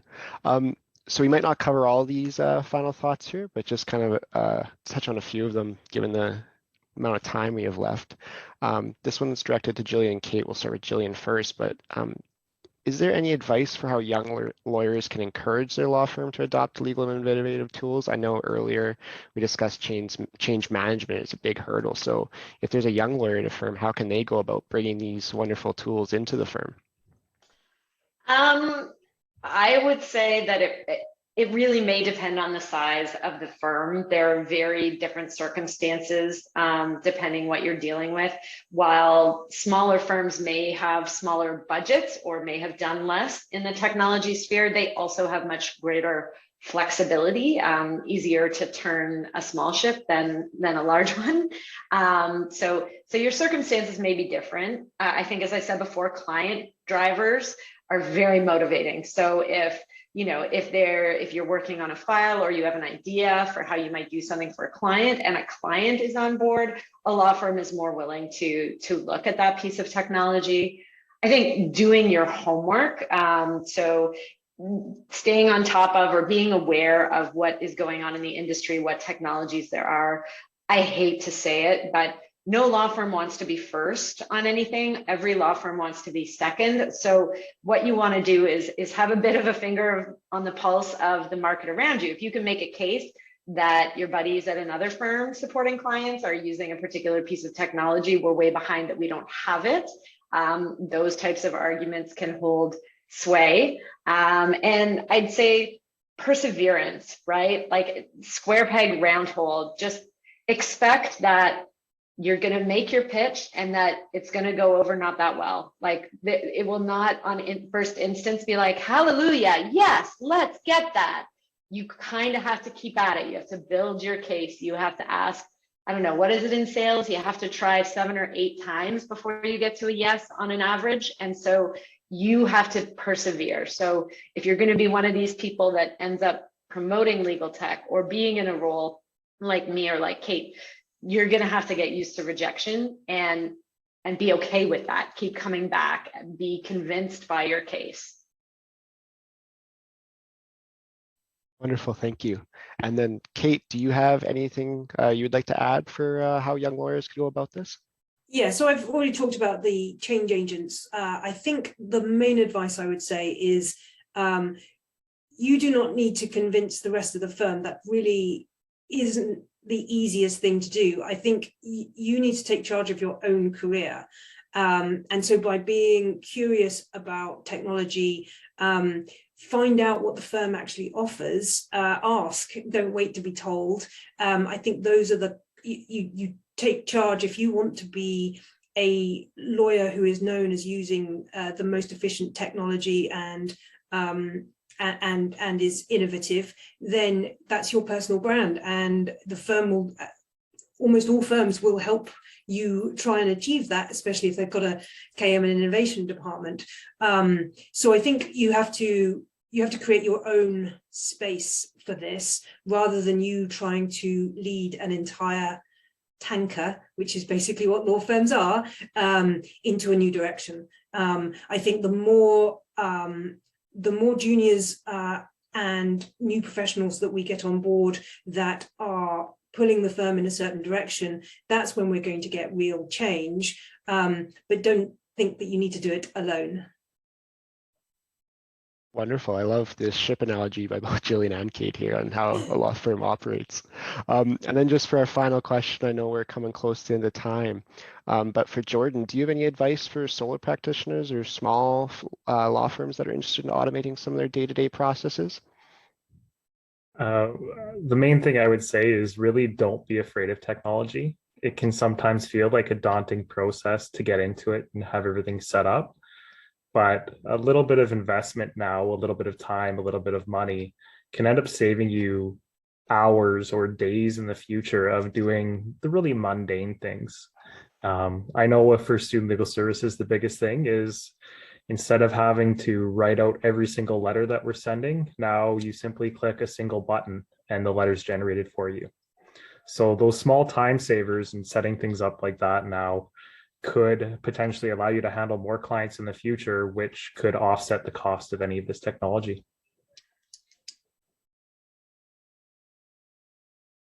Wonderful. Thank you, Jordan. And I don't believe we have any final closing questions, but I will just pass this back to Vivian for some closing remarks on the panel.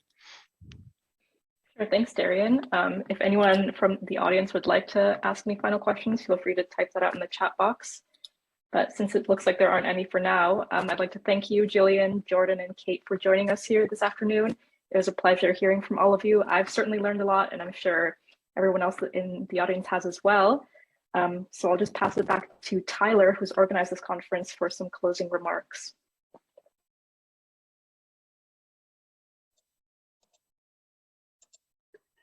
Hi all, and I'd just like to first echo the sentiments of Darian and Vivian. I think that was a fantastic way to end the day, and it really completed the circle of kind of the journey we were on all morning and all afternoon of kind of looking at, you know, through innovation sandboxes, what initiatives are being promoted to help the development of those tools. In the afternoon session, looking at some of those tools that have been developed, and in this session, really taking a look at how, you know, some of these tools can be implemented to improve the service we're providing to clients, both at big firms, smaller firms, and student organizations. So for all those in attendance, I hope you were able to take something away from our panels today that will put you on the path towards collaborating with other professionals to improve the delivery of legal services. I'd like to thank you to all of our experts on the panels and for your thoughtful and knowledgeable advice. These types of events could not happen without individuals such as yourselves who are willing to donate your time, and I'd really like to thank you for that. I know it's very valuable time. And as we close the conference, I also just wanted to thank the University of Alberta Faculty of Law for all of its support and resources in helping put this together. I would especially like to thank Sarah Kent and Priscilla Pop from the communications team, Danny, the IST team, and Tim Young for the standby tech support today. I'd also like to thank all of our moderators and other members of the LBA who put the time in to make this happen. And it's really not a one-person job. It was a team effort, and I think it turned out fantastic. So thank you. Finally, I would just like to encourage anyone interested in learning more about tech and automation with a particular emphasis on artificial intelligence to register for the upcoming conference being put on by our friends from the Digital Law and Innovation Society at the University of Alberta. This is a two-day conference held on February 15th and 16th. It's being co-hosted by the Faculty of Law and AI for Society. The conference webpage and registration can be accessed from the University of Alberta Faculty of Law website. And I'm just going to throw the link in the chat here so everybody's got it in case you are interested in registering. And again, that's shaping up to be a fantastic program. And I'd encourage you all, you know, if you saw something you liked here today and would like some more information and how maybe artificial intelligence plays into that, I'd encourage you to attend. Also, if you didn't manage to catch all the panels today, a recording will be distributed on the LBA's social media accounts. So be sure to follow us on LinkedIn, Instagram, and Facebook for access. That about does it for everything I have to say. Again, I'd just like to thank everyone who participated and helped put this on. And thank you all in attendance and have a great weekend. Thanks.